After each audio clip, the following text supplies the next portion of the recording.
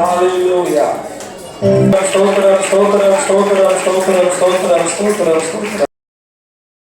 நிகழும் கிறிஸ்தவ ஆண்டு 2025 டிசம்பர் மாதம் 8ஆம் தேதி, கார்த்திகை மாதம் 22வது நாள், திங்கட்கிழமை காலை 10:30 மணிக்கு மேல் 12:30 மணிக்கு கள்ளக்குறிச்சி மாவட்டம் வானாபுரம் வட்டம் ரிஷிவந்தியம் பகுதியை சேர்ந்த லேட் கே செம்மலை எஸ் தனம் இவர்களின் குமாரனுமான திருவள்ளுவர் செல்வன் ஏழுமலை என்கிற எட்வின் ஜோசப், அவருக்கு ராஜேஷ் தான் அழைக்கிற பேர்.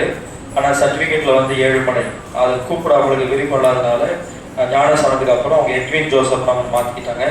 என்கிற மணமகனுக்கும் கள்ளக்குறிச்சி மாவட்டம் சங்கராபுரம் வட்டம் மோகூர் கிராமம் சகோதரர் கே கொளஞ்சி என்கிற ஈசாக்கு, சுமதி என்கிற ரெபேக்கா இவர்களின் குமாரத்தியுமான திருவள்ளுவர் செல்வி கே சுகந்தி என்கிற மணமகளுக்கும் பரிசுத்த மெய் விவாகம் செய்ய தேவ சித்தத்தின்படி பெரியோர்களால் நிச்சயித்த வண்ணம் மேற்படி விவாகம் கள்ளக்குறிச்சி மாவட்டம் சோமனார்குடி சத்திய வாழ்வு மறுரூப திருச்சபையில் மூத்த போதகர் பாஸ்டர் பி மோசஸ், தலைமை போதகர் ரெவரண்ட் எம் இம்மானுவேல் பன்னீர்செல்வம் இவர்களின் தலைமையில் பாஸ்டர் கே லலிதா கிறிஸ்டோபர் யுகவானசி திருச்சபை ரிஷிவந்தியம் பாஸ்டர் எஸ் ஸ்டீபன் தேவ சபை டி ராமநாதபுரம் அவர்கள் முன்னிலையில் ரெவரண்ட் ஏ சுரேஷ் ராஜ்குமார் எழுப்புதல் ஏஜென்சி திருச்சபை அரசு பதிவாளர் கள்ளக்குறிச்சி இவர்களின் பதிவில் நடைபெறும் பரிசுத்த விவாதத்திற்கும் அதன் பின் திருச்சபை வளாகத்தில் நடைபெறும் வரவேற்பும் விருந்து உபசரிப்பிலும் தாங்கள் தங்கள் சுற்றமும் நட்பும் சூழ வருகை தந்து மணமக்களை ஆசீர்வதிக்கும்படி அன்புடன் அழைக்கிறோம் என்று சொல்லி இரு வீட்டாரும் இந்த அழைப்புதலை நம்முடைய சபைக்கு அவர்கள் கொடுத்திருக்கிறார்கள். இந்த திருமணம் நடைபெற கூடாதபடி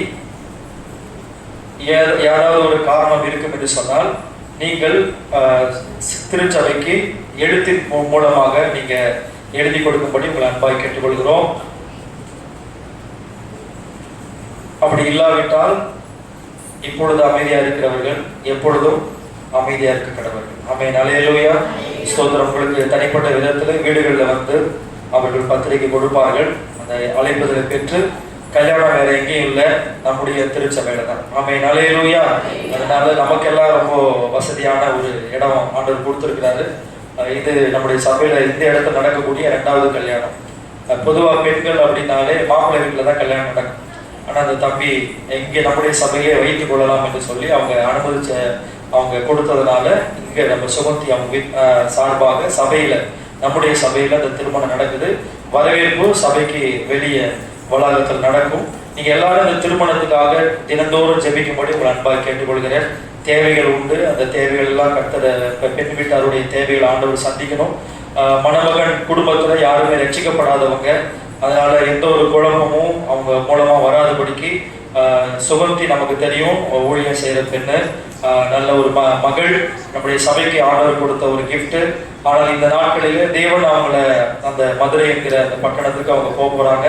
அதற்காக இந்த மகளுக்காக நம்ம என்ன செய்வோம், ஜெபம் பண்ணுவோம். கர்த்தர் என்ன நோக்கத்தோட அங்கே கொண்டு போறாரோ அவருடைய சித்தம் அவருடைய திட்டம் அவங்க வாழ்க்கையில பூர்ணமா என்ன செய்யணும், நிறைவேறணும். எல்லா காரியங்களையும் கர்த்தர் நேர்த்தியா நடத்தி கொடுக்கணும். அதற்காக நீங்க தினந்தோறும் என்ன செய்யுங்க, ஜெபம் பண்ணுங்க. 52 நாள் உபவாச ஜெபத்துல நாமளும் ஜெபம் பண்ணுவோம். ஆமென், அல்லேலூயா, அல்லேலூயா. ஆமா, விசேஷமா எளிதரசிக்காகவும் அலைமைகளுக்காகவும் நீங்க ஜெபித்துக் கொள்ளுங்கள். கடந்த நாட்களில கூட சில அலைன்ஸ் வந்திருக்குது. அவர் கொண்டு வரணும்னு சொல்லியிருக்காரு, நான் கொண்டு வரல. சீக்கிரமா வரணும். அவங்க பிள்ளைங்களுக்கு ஆசை, இந்த வருஷம் முடியறதுக்குள்ள அவங்க 2 பேருக்கு என்ன ஆகணும், திருமணம் நிச்சயிக்கப்படணும்ன்றது நம்முடைய விருப்பம். ஆண்டவர் இந்த ஜெபத்தை, நம்முடைய ஜெபத்தை கேட்டு பெரிய காரியங்கள் என்ன பண்ணுவாரு, நிச்சயமா செய்வார். ஆமென். எத்தனை பேர் விசுவாசிக்கிறீங்க? அல்லேலூயா, அல்லேலூயா.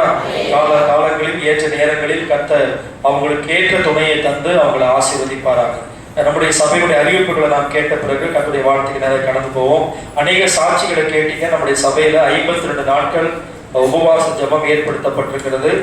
கடந்த 1ஆம் தேதியிலிருந்து இன்னைக்கு 9 நாள் நடந்து கொண்டிருக்கிறது. ஒவ்வொருத்தரும் 52 நாளும் உபவாசத்தை ஜெபிக்கணும்ன்றது எங்களுடைய வாஞ்சை. எத்தனை பேர் உபவாசத்தை ஜெபம் பண்றீங்க? டெய்லி நான் உபவாசத்தை ஜெபம் பண்றேன்னு மட்டும் கேட்டு பார்ப்போம். 1 2 3 4 7 8 9 10 டெய்லி நான் உபவாசம் பண்ணி ஜெபம் பண்றேன். ஒருவேளை நான் ஆகாரம் சாப்பிடாம இருக்கிறேன் அப்படின்ட்டு இவ்வளவுதானே? எல்லாரும் இருக்கதானே சொல்றேன். நான் ஒருவேளை ஆகாரம் சாப்பிடாம உபவாசம் பண்ண 52 நாள் இருக்க முடியாதான்?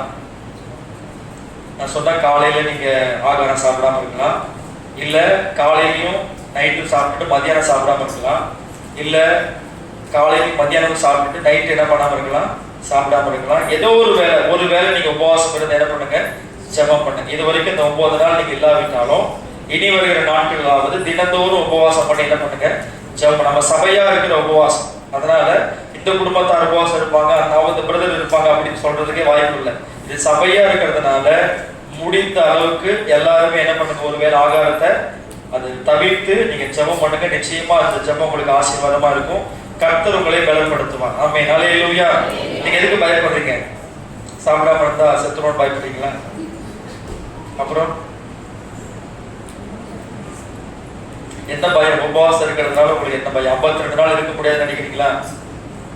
பாருங்க, நான் பைபிள் காலேஜ் படிச்சுட்டு இருக்கும்போது கிட்டத்தட்ட 120 நாள் உபவாசம் இருந்தேன். ஒரு வேளை மட்டும் சாப்பிட்டேன். அது இத்தனைக்கு பைபிள் காலேஜில் ரிசர்ச் ஒர்க் பண்ணிட்டு இருந்தேன். பல காலேஜுக்கு போகணும், பல லைப்ரரிஸ்க்கு போகணும், பல புக் சர்ச் பண்ணணும். டெய்லி நைட்டு படுக்கிறதுக்கு லேட் ஆகும். காலையில் எழுந்தவுடனே எப்பயும் போல 5 மணிலேருந்து 10 மணி வரைக்கும் நாங்கள் ஆஸ் யூஷுவல் எல்லா வேலையும் என்ன பண்ணணும், செய்யணும். கிளாஸில் உட்காரணும், கிளாஸை கவனிக்கணும், டியூட்டிஸ் கொடுத்தாங்க டியூட்டிஸ் செய்யணும். அதன் மத்தியில் கூட நான் அத்தனை நாள் என்ன பண்ண உபவாசம் இருந்து ஜெபிக்க ஆண்டவர் கிருபை செய்தேன். இன்னைக்கு உங்கள் மத்தியில் எப்படி இருக்கிறேன்? நல்லா இருக்குன்னா இல்லையா? ஏன்னா நான் வந்து பிடிஹெச்க்கு உள்ள நுழையும் போது ஏபிசிடியை தவிர எனக்கு இங்கிலீஷ் என்ன பண்ண தெரியாது, பேச தெரியாது. அப்படி இருந்த என்ன அந்த காலேஜிலேயே ஒரு பெஸ்ட் ஸ்டூடெண்ட்டாக ஆண்டவர் வெளியில் வர்றதுக்கு ஆண்டவர் என்ன பண்ணாரு, உதவி செஞ்சார். இந்த ரிசர்ச் ஒர்க்குக்கு பார்த்தீங்களா, அது வந்து நம்மளே எழுதணும். இங்கிலீஷ் தெரியாமல் ஒன்றும் எழுதவே முடியாது. தமிழ் தான் கட்டுரை மாதிரி எழுதலாம். ஒரு புக்கே எழுதணும். இன்னைக்கு அந்த எழுதின புக்கு நான் வச்சிருக்கிறேன். எங்கே போகிறது, எந்த லைப்ரரிக்கு போகிறது, எந்த புக்கை சர்ச் பண்ணுறது, எப்படி அதை நீங்கள் பார்த்தீங்கன்னா எங்களுக்கு மென்டர் கொடுத்துருப்பாங்க. அந்த மென்டர் கிட்ட போய் கொடுத்தீங்கன்னா நம்ம ஒரு 2 மாதம் 3 மாதம் 2வது வருஷம் படிக்கும் போதே கொடுத்துடணும். நம்ம அந்த ரிசர்ச் ஒர்க்கான அந்த ஐடியாஸ் அவங்க அதை பார்த்துட்டு அப்ரூவ் பண்ணணும். அதுக்கே ரொம்ப கஷ்டம். அது டென்டேட்டிவாக அவுட்லைன் சொல்லுவாங்க, தற்காலிகமான ஒரு அவுட்லைன். அதை கொடுத்து நான் பர்மிஷன் வாங்குறது ரொம்ப கஷ்டம். ஆனால் ஆண்டவர் அதை கிருபையாக கொடுத்தார். மறுபடியும் அதை நான் புக்கு எழுதி முடிக்கிறேன்னா எனக்கு என்ன கிடைக்காது, கிராஜுவேஷன் கிடைக்காது. நான் மறுபடியும் 1 வருஷம் என்ன பண்ணணும், அந்த தீசிஸ் ஒர்க் மட்டும் முடிச்சுதான் வாங்கணும். ஆண்டவரே, நான் நேரத்தையும் காலத்தையும் வீணாக்க கூடாது. எப்படியாவது மற்றவங்களுக்குலாம் இங்கிலீஷ் தெரியுது, அவங்க பாட்டில் போறாங்க, டைப் பண்றாங்க, எனக்கு டைப் பண்ணவும் தெரியாது, எனக்கு இங்கிலீஷ் பேசவும் தெரியாது, எப்படி எழுதுறது எனக்கு தெரியலையே. ஆண்டவர் நீங்க தான் எனக்கு உதவி செய்யணும் அப்படின்னு சொல்லி உபவாசம் இருந்து ஜெபம் பண்ண பாருங்க. ஆண்டவர் அற்புதமா எனக்கு என்னோட படிச்சவங்க எல்லாம், என்னோட நல்ல அறிவாளிகள்லாம் எழுதி கொண்டு வந்து காமிப்பாங்க.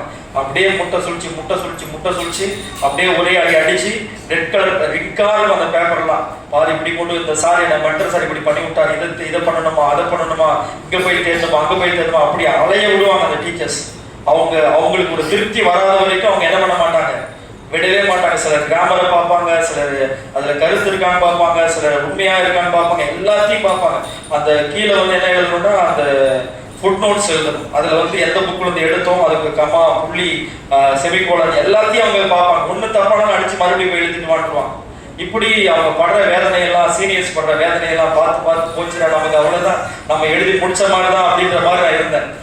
அந்த உடனே அந்த செகண்ட் செமஸ்டர் ஃபைனல் செமஸ்டர் ஆரம்பிக்கும் போது நான் ஒரு தீர்மானம் பண்ண, ஆண்டவரே எனக்கு வேற ஒன்றும் தெரியாது, உபவாசம் குறித்து ஜெபம் பண்றேன், எப்படியாவது இந்த ரிசர்ச் ஒர்க்கு நீங்க தானே பண்ணணும், முடிக்க வைக்கணும் அப்படின்னு சொல்லி ஜெபம் பண்ணிட்டு எழுதி, அதாவது 3 சாப்டர், அது 3 சாப்டர் முடிச்சாதான் அது ஃபைனல் கன்க்ளூஷன், இன்ட்ரோடக்ஷன் எல்லாமே எழுதணும். புக்கு பிரிண்ட் பண்ணணும், டைப் படிக்கணும், எல்லா வேலையும் இருக்குது. கொண்டு போய் ஒவ்வொரு சாப்டர் கொடுக்கும்போது உபவாசத்தோடு போய் கொடுப்பேன். அந்த எனக்கு இருந்த சார் சஜின்னு ஒரு சார், அவர் வந்து பார்த்துட்டு அவர்கிட்ட பொதுவாக போறவங்கலாம் பயப்படுவாங்க, பண்ணி உன் பேப்பர் அவங்கள்ட்ட மாட்டுச்சு, நீ செத்த அவ்வளோதான், நீ எழுதி முடிச்ச மாதிரி தான் அப்படின்ற மாதிரி கூட படிக்கிற ஸ்டூடெண்ட்லாம் என்ன பண்றாங்க, டிஸ்கரேஜ் பண்றாங்க. ஆனால் ஆண்டுடைய பிரதான கிருபையினால என்ன ஆச்சுன்னா, எழுதி கொண்டு போய் காமிச்சேன், ஒரு மிஸ்டேக் கூட இல்லாம எல்லாத்தையும் டிக் பண்ணி ஓகே பண்ணி அடுத்த நெக்ஸ்ட் சாப்டர் எழுதலாம்னு ஆண்டவர் சொன்னாங்க. நாமே சொல்லுவோமா, 3 சாப்டருமே அப்படிதான். சில கரெக்ஷன் மட்டும் அவர் பண்ணாரே ஒழிய மற்ற எந்த கரெக்ஷனுமே அவர் என்ன பண்ணவே இல்லை, செய்யவே இல்லை. நான் அப்புறம் தான் கேள்விப்பட்டேன், சில சாருங்கள்லாம் அந்த ஸ்டூடெண்ட்டை பிடிக்கலன்னா அப்படின்னா அவங்களை வச்சு என்ன பண்ணுவாங்க, செய்வாங்க. அந்த ஸ்டூடெண்ட்டை பிடிச்சிருச்சுன்னா அவங்களே என்ன பண்ணிடுவாங்க, சரி இந்த பையன் நல்ல பையன், அவனை என்ன பண்ணி விட்டுறலாம், ரொம்ப கஷ்டப்பட வைக்கக்கூடாது அப்படின்னு அனுப்பி விட்டுறலாம்னு சொல்லி என்ன பண்ணுவாங்க, செய்வாங்க. அது அவங்க டீச்சர்ஸ் கண்களில் நமக்கு கிடைக்கிற தயவு. ஆமென். ஹல்லேலூயா. அந்த தயவுனால ஆண்டவர் பாருங்க, அந்த அந்த சாருடைய கண்களில ஆண்டவர் தயவிறக்கம் பண்ணி எல்லாத்துக்கும் மேல அந்த உபவாசம் பண்ணி ஜெபித்ததுனால எந்த சோர்வும் இல்லாம எந்த களைப்பும் இல்லாம ஆண்டவர் அந்த தீசிஸ் ஒர்க்கை முடிக்கிறதுக்கு ஆண்டவர் உதவி செய்தார். எதுக்காக சொல்ல வந்தேன்? 120 நாள் உபவாசம் இருந்து எனக்கு எதுவுமே, ஆனா நல்லா அழகா மாறிட்டேன். என் போட்டோ கூட கல்யாணத்துக்கு அந்த போட்டோ தான் கொடுத்துருந்தேன். பாஸ்டர் ஏமாத்திட்டாங்க. ஏன்னா அப்ப லீனா இருப்பேன். நான் 120 நாள் ஃபாஸ்டிங் இருந்ததுனால முகமும் நல்லா அழகாயிருச்சு. நல்லா ஜெபத்துலயும் அதிகமா உட்காந்துருந்தேன். அதனால கொஞ்சம் உபவாசம் இருந்து ஜெபம் பண்ணாலே நம்ம முகம் என்ன ஆயிடும்? ஏன்னா அவரை தானே பாக்குறோம். அவர் முகத்தை பார்க்க பார்க்க என்ன ஆகும்? நம்ம முகம் பிரகாசமாயிட்டே போகும். நீங்க அப்படி மாற மாட்டீங்களா? ஒரு வேளையாவது நீங்க உபவாசம் இருந்து ஜெபிக்க முடியாதா? உங்களால நிச்சயமா முடியும். ஆமீன் சொல்லுங்களேன். ஹல்லேலூயா. பட் இப்பயும் நான் 2 வேளை சாப்பிடாம தான், ஒரு வேளை தான் சாப்பிட்டு நான் உபவாசம் இருக்கிறேன். 9 நாள் ஆயிடுச்சு. நான் பலத்தோட இருக்கிறேன்னா சுகவீனமா இருக்கு. கொஞ்சம் பலவீன சரீரத்துல கொஞ்சம் பலவீனமா தான் இருக்கு. ஆனா ஆவியில கர்த்தர் என்ன எப்படி வச்சிருக்கிறாரு? உற்சாகமா வச்சு. நீங்க இருக்கணும். நீங்க இருக்கணும்னு ஒரு முடிவு எடுக்கணும். நீங்க மனசு வச்சீங்கன்னா உங்களால என்ன பண்ண முடியும்? என்னால முடியாது நீங்களே சொன்னீங்கன்னா என்ன பண்ணாது? முடியாது. என்னால மாத்திரை சாப்பிடாம இருக்க முடியாது அப்படின்னா உங்களால முடியாது. நீங்க ஆண்டவரை கருத்துல ஒப்பு கொடுங்க. ஆண்டவரே, இந்த உபவாசம் நான் உம்மோடு நேரம் செலவழிக்கணும். இந்த குறிப்பிட்ட காரியத்துக்காக நான் உபவாசம் பண்ணி என்ன பண்றேன்? ஜெபிக்கிறேன். என் வாழ்க்கையில ஒரு மாற்றம் தரணும். நீங்க ஜெபம் பண்ணீங்கன்னா கர்த்தர் உங்க வாழ்க்கையில பெரிய காரியங்களை செய்வார். பாருங்க, டெய்லி காலையில 5 மணில இருந்து 6 மணி வரைக்கும் நடக்குது. அதுல அநேகர் வந்து கலந்து கொள்றாங்க. நீங்க நிறைய பேர் பக்கத்துல இருந்து வர மாட்டீங்க. அதுதான் வருத்தம். நீங்க எல்லாரும் வாங்க, பக்கத்துல இருக்கவங்க எல்லாம் வாங்க, அதிகாலையில வந்து ஜெபம் பண்ணுங்க. ஒவ்வொரு நாளும் கர்த்தருடைய வார்த்தையை நம்ம இந்த இடத்துல கேட்கிறோம். அது நமக்கு ரொம்ப பிரயோஜனமா இருக்குது. ஒருவேளை என்னால வரவே முடியாது பாஸ்டர் அப்படின்றவங்களுக்கு வாட்ஸ்அப் குழுவுல டெய்லியும் என்ன செய்தின்றது உங்களுக்கு நாங்க போட்டு விடுறோம். நீங்க வீட்டுல ஜெபிக்கும் போது அந்த வசனங்களை எடுத்து அன்றைய தினத்துல நீங்க வாசித்து தியானம் பண்ணி அவனுடைய ஆசீர்வாதத்தை பெற்றுக்கொள்ளுங்கள். அதே போல வெள்ளிக்கிழமை சாயங்காலம் 7:30 மணிலிருந்து 9 மணி வரைக்கும், சனிக்கிழமை சாயங்காலம் 7:30 மணிலிருந்து 9 மணி வரைக்கும், வெள்ளிக்கிழமை அற்புத விடுதலை சுகமளிப்பு கூட்டம். பிசாசு பிடிச்சவங்க, வியாதியோடு இருக்கிறவங்க, கஷ்டத்தோடு இருக்கிறவங்க, பில்லி சுனிய போராட்டத்தோடு இருக்கிறவங்கள நீங்க வெள்ளிக்கிழமை அழைத்து கொண்டு வாங்க. நிச்சயமா அன்னைக்கு சகோதரி சொன்னது போல ஆண்டவருடைய ஒரு விடுதலை அளிக்கிற கரம் அந்த இடத்துல நாங்க பார்த்தோம். அதனால உங்களுக்கு அது நிச்சயமா ஒரு சுகத்தை கொடுக்கக்கூடியதா இருக்கும். அபிஷேக கூட்டத்திலையும் ஆண்டவர் அநேகரை கர்த்தர் புது அபிஷேகத்தினால் அபிஷேகம் பண்ணார். அந்த அபிஷேக கூட்டத்தையும் விட்டுறாதீங்க. 4 நாட்கள் நம்ம வீடுகளில் ஜெபம் நடத்துறோம். திங்கள், செவ்வாய், புதன், வியாழன். போன வாரம் ஆபிரகாம் ஐயா, பிரகாசம் ஐயா, அம்பிகா சிஸ்டர், ஆனந்தன் பிரதர், அவங்க வீட்டு 4 பேர் வீட்டில் நடந்துச்சு. 4 பேர் வீட்லையுமே கர்த்தர் அவங்களோட பேசினார். மிகுந்த ஆசீர்வாதமா இருந்துச்சு. இந்த வாரம் யாருடைய வீட்டில் வைக்கலாம்? திங்கட்கிழமை, செவ்வாய்க்கிழமை, புதன்கிழமை, வியாழக்கிழமை. இந்த 4 நாட்கள் சிஸ்டர் விசாலக்கிழமையா? வியாழக்கிழமை. சரி, நம்ம விக்டோரியா சிஸ்டருடைய வீட்டில் வியாழக்கிழமை அவங்க வைக்கிறதுக்காக ஒப்புக்கொண்டிருக்கிறாங்க. குடும்பமா இருக்கணும், அது ரொம்ப முக்கியம். என் வேலைக்கு போகாம மதியம் 1:30 மணி 11 மணிக்கு தான் ஆரம்பிப்போம். 1:30க்கு முடிச்சிருவோம். கொஞ்சம் டைம் ஆனாலும் பிரச்சனை இல்லை. அன்னைக்கு அவங்க சாப்பாடு கொடுப்பாங்க, சாப்பிட்டு நம்ம போயிடலாம். ஓகே, திங்கட்கிழமை யார் வீட்டில்? ஆனந்தி வீட்டில் வச்சுக்கலாமா? கவுல்மணி ஆனந்தி நாளைக்கு வச்சுக்கலாம். சரிங்களா? அமைதியா இருக்கிறது வச்சுக்கிறதுக்கான அடையாளம். செவ்வாய்க்கிழமை அன்னைக்கு நம்ம கல்யாண வீட்டில் ஜெபம் நடக்கும். சரிங்களா? நம்ம அங்கே வைக்கலாமா? அடுத்த வாரம் வச்சுக்கலாம். ஏன்னா ஏற்கனவே ஒரு மோகூரில் வச்சாச்சு. நம்ம எப்படி வைக்கிறோம் அப்படின்னா, ஒரு வனஞ்சூர், ஒரு மோகூர், ஒரு அலம்பலம், அப்புறம் வேற சடையப்பட்டோ அல்லது மற்ற கிராமங்களோ அப்படி நம்ம வைக்கிறோம். இப்போ மோகூர் வந்துருச்சு, வனஞ்சூர் வந்துருச்சு. சரிங்களா? இப்போ செவ்வாய், புதன் இருக்கு. புதன்கிழமை அன்னைக்கு இயேசுதாஸ் வீட்டில் வச்சுக்கிறோம். சரிங்களா? உங்க வீட்டில் வைக்கிறோம். சரிங்களா? ஏன்னா அடுத்த வாரம் வந்து கார்த்திகை பிறந்துடும். எவன் எப்படி கிளம்புவான்னு தெரியாது. நீங்க எதை பத்தி யோசிக்க வேணாம். நாங்க ஒரு 10 பேர் வரோம். உங்க குடும்பத்துல பக்காவா ஜெபம் பண்றோம். ஒரு விடுதலை என்ன பண்ண போறோம்? ஆண்டவர் கொடுக்க போறாரு. ஆமென். ஹல்லேலூயா. புதன்கிழமை அன்னைக்கு யார் வீட்டு? அலம்பலம், இயேசுதாஸ் அவங்க வீட்டுல. செவ்வாய்க்கிழமை எந்த ஒரு காலியா இருக்கு? சடையம்பட்டா, மண்மலையா, செம்படா குருசியா, திருக்கானூரா, எந்த ஊரு? சரி, யோசித்து முடிவெடுத்து சொல்லுங்க. கர்த்தர் உங்களை ஆசீர்வதிப்பார். திங்கட்கிழமை யார் வீட்டுல? ஆனந்தி அவங்க வீட்டுல. செவ்வாய்க்கிழமை என்ன சொல்லல. புதன்கிழமை இயேசுதாஸ் அவங்க வீட்டுல. வியாழக்கிழமை அன்னைக்கு விக்டோரியா சிஸ்டர் வீட்டுல. சரிங்களா? செவ்வாய்க்கிழமை மட்டும் காலியா இருக்குது. நல்லா கவனிங்க. அன்னைக்கு உங்க வீட்டுல வந்தா சாப்பாடு கொடுக்கணுமே அப்படின்ற கவலையே உங்களுக்கு வேண்டாம். சரிங்களா? சாப்பாடு முக்கியம் அல்ல. உங்க குடும்பத்துக்காக ஊழியக்காரங்களும் விசுவாசிகளும் வந்தாங்க என்ன பண்ணணும்? ஜெபிக்கணும். அதுக்காக தான் அந்த ஜெபத்தை நம்ம வைக்கிறோம் இல்லையா? அந்த ஜெபத்தை கர்த்தர் உங்க வீட்டுல வைக்கணும்னு சொல்லும் போதே நீங்க வச்சிருங்க. அப்புறம் பின்னாடி வைக்கணும்னு நினைச்சா கூட என்ன பண்ண முடியாது, சந்தர்ப்ப சூழ்நிலை அது ஏற்படாது. அதனால நீங்க இந்த ஜெபத்தை கர்த்தரையே உங்களுக்காக ஏற்படுத்துறாரு. உங்க குடும்பத்துக்காக ஜெபம் பண்ணுவோம். நிச்சயமா பெரிய காரியங்களை உங்க குடும்பத்துல ஆண்டவர் செய்வார். ஆமீன் சொல்லுவோமா? ஹல்லேலூயா, ஹல்லேலூயா, ஸ்தோத்திரம். இது மாத்திரம் தான். அது 19, 20, 21, 22 டிசம்பர் மாதம் கிறிஸ்துமஸ் நற்செய்தி கூட்டங்கள் இருக்குது. அதுக்காக நம்ம ஜெபம் பண்ணி கொள்வோம். ஞானஸ்நான ஆராதனை டிசம்பர் 28 இந்த வருஷத்துடைய கடைசி ஞாயிற்றுக்கிழமை நடக்கும். அதுக்காக நீங்க ஜெபித்துக் கொள்ளுங்கள். அநேகர் ஞானஸ்நானம் எடுத்து ஆண்டவரோடு இடைப்படணும். அடுத்ததாக முழு வேதத்தை இந்த 52 நாட்கள் நீங்க வாசித்து முடிக்க தீர்மானம் எடுத்திருந்தா படிங்க. அட்லீஸ்ட் ஒரு புதிய ஏற்பாடையாவது நீங்க படிக்கணும்ன்ற ஒரு தீர்மானம் எடுத்து படிங்க. கர்த்தர் உங்களுக்கு உதவி செய்வார். உண்மையா நீங்க படிச்சுட்டு பாஸ்டர் 52 நாள்ல நான் புதிய ஏற்பாடு படிச்சு முடிச்சேன்னா உங்களுக்கான கிஃப்ட் இருக்குது. சரிங்களா? முழு வேதத்தை நீங்க படிச்சு முடிச்சீங்கனாலும் அதுக்கான கிஃப்ட் இருக்குது. இந்த கடைசி நாட்களில், வருஷத்தின் கடைசி நாட்களில் நீங்க அதிகமா வேதத்தை படிக்க உங்களை உற்சாகப்படுத்துகிறோம். வேத கூட்டி 1 பேதுரு 2 பேதுரு படிக்க ஆரம்பிங்க. பிப்ரவரி மாசம் நமக்கு போட்டி இருக்குது. அது மாத்திரமல்ல, வேதத்துல எத்தனை புஸ்தகம் இருக்குது? சத்தமா சொல்லுங்களேன். 66 புஸ்தகம். எத்தனை பேர் அதை பார்க்காம சொல்லுவீங்க மனப்பாடம்?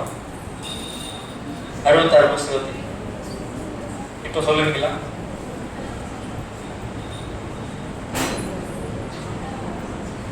படிச்சோம் ஆனா மறந்துருச்சிருக்கீங்களா? சரி, உங்களுக்கு டைம் கொடுக்குறோம். 52 நாள்ல எப்ப வேணா நீங்க சொல்லலாம். சொல்றவங்களுக்கு நிச்சய பரிசு உண்டு. 66 புக்கு என்ன பண்ணணும்? படிக்கிறதுக்கு அத்தனை பேர் சொல்லணும். எதுக்காக இந்த போட்டி அப்படின்னு கேட்டா, எபிரேயர் எடுக்கன்னா பழைய ஏற்பாட்டுல தேர்றாங்க, நாலாகம் எடுக்கன்னா புதிய ஏற்பாட்டுல தேர்றாங்க. அப்போ அவங்களுக்கு எந்த புஸ்தகம் இருக்குன்னு என்ன பண்ண மாட்டேன், தெரிய மாட்டேன். பல வருஷம் கிறிஸ்தவங்களா இருந்தோம், ஊழியக்காரங்க ஒரு புக்கு சொன்னாங்கன்னா அந்த புக்கு எங்க இருக்குன்னு அவங்களுக்கு என்ன பண்ண மாட்டேது, தெரிய மாட்டேன். தேடிக்கிட்டே இருக்கிறாங்க. அப்போ நீங்க என்ன செய்யணும்? அந்த புஸ்தகம்லாம் எங்க இருக்குன்னு படிச்சிட்டீங்கன்னா, ஊழியக்காரங்க பிலமோன்னு சொன்னாங்கன்னா இது பிலமோனா எங்க இருக்கு நீங்க யோசிக்க தேவையில்லை. இது இந்த இடத்துல தான் இருக்கு. வேகமா என்ன பண்ண முடியும்? எடுக்க முடியும். சிலர்லாம் வசனம் சொல்லி பிரசங்கமே முடிக்கிற வரைக்கும் என்ன பண்ணிட்டு இருக்காங்க, எங்கடா இருக்குதுன்னு என்ன பண்ணிக்கிட்டே இருக்கிறாங்க. பிரசங்கமே முடிஞ்சிருச்சு அந்த ஒரு வருஷம் அவங்க தேர்றதுக்குள்ள. அப்ப நல்லா கவனிங்க. நீங்க அந்த புஸ்தகம் எங்க இருக்குன்னு தெரிஞ்சாதான் என்ன பண்ண முடியும், வேகமா எடுக்க முடியும். பழைய ஏற்பாட்டுல எத்தனை புஸ்தகம்? 39. புதிய ஏற்பாட்டுல எத்தனை புஸ்தகம்? 27. நீங்க ஈஸியா படிக்கிறதுக்காக சொல்றேன். பழைய ஏற்பாட்டுல நீங்க பாத்தீங்கன்னா முதல் 5 புஸ்தகம் பஞ்சாகமம். சரிங்களா? ரெண்டாவது அது ஆகமம்னு வரும். அதனால பஞ்சாகமம்.